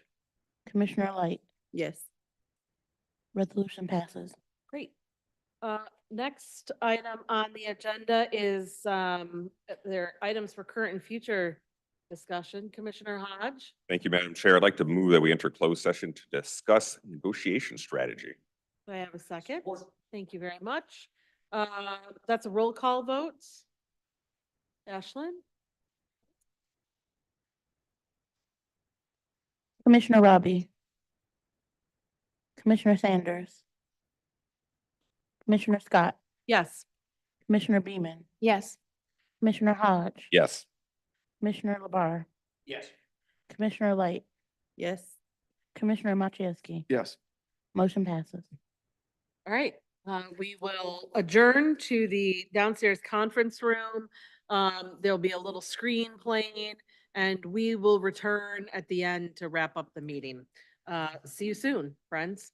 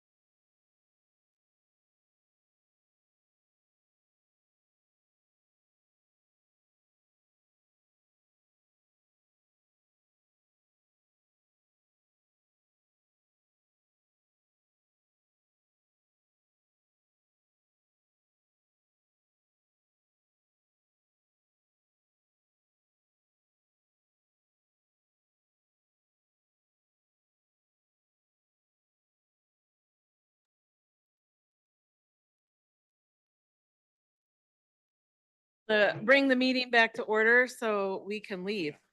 Move to adjourn? We're still on items for current and future discussion. I don't think there's any more. Yeah, it's always in order. Pending item. I don't want to feel like anybody's silence, although that is always in order and non-debatable. Any other items for current and future discussion? Okay, see none. Do I have a motion to adjourn? So moved. Any Support. All those in favor? Aye. All right, good night, everyone. Thank you. Drive safely in all the crazy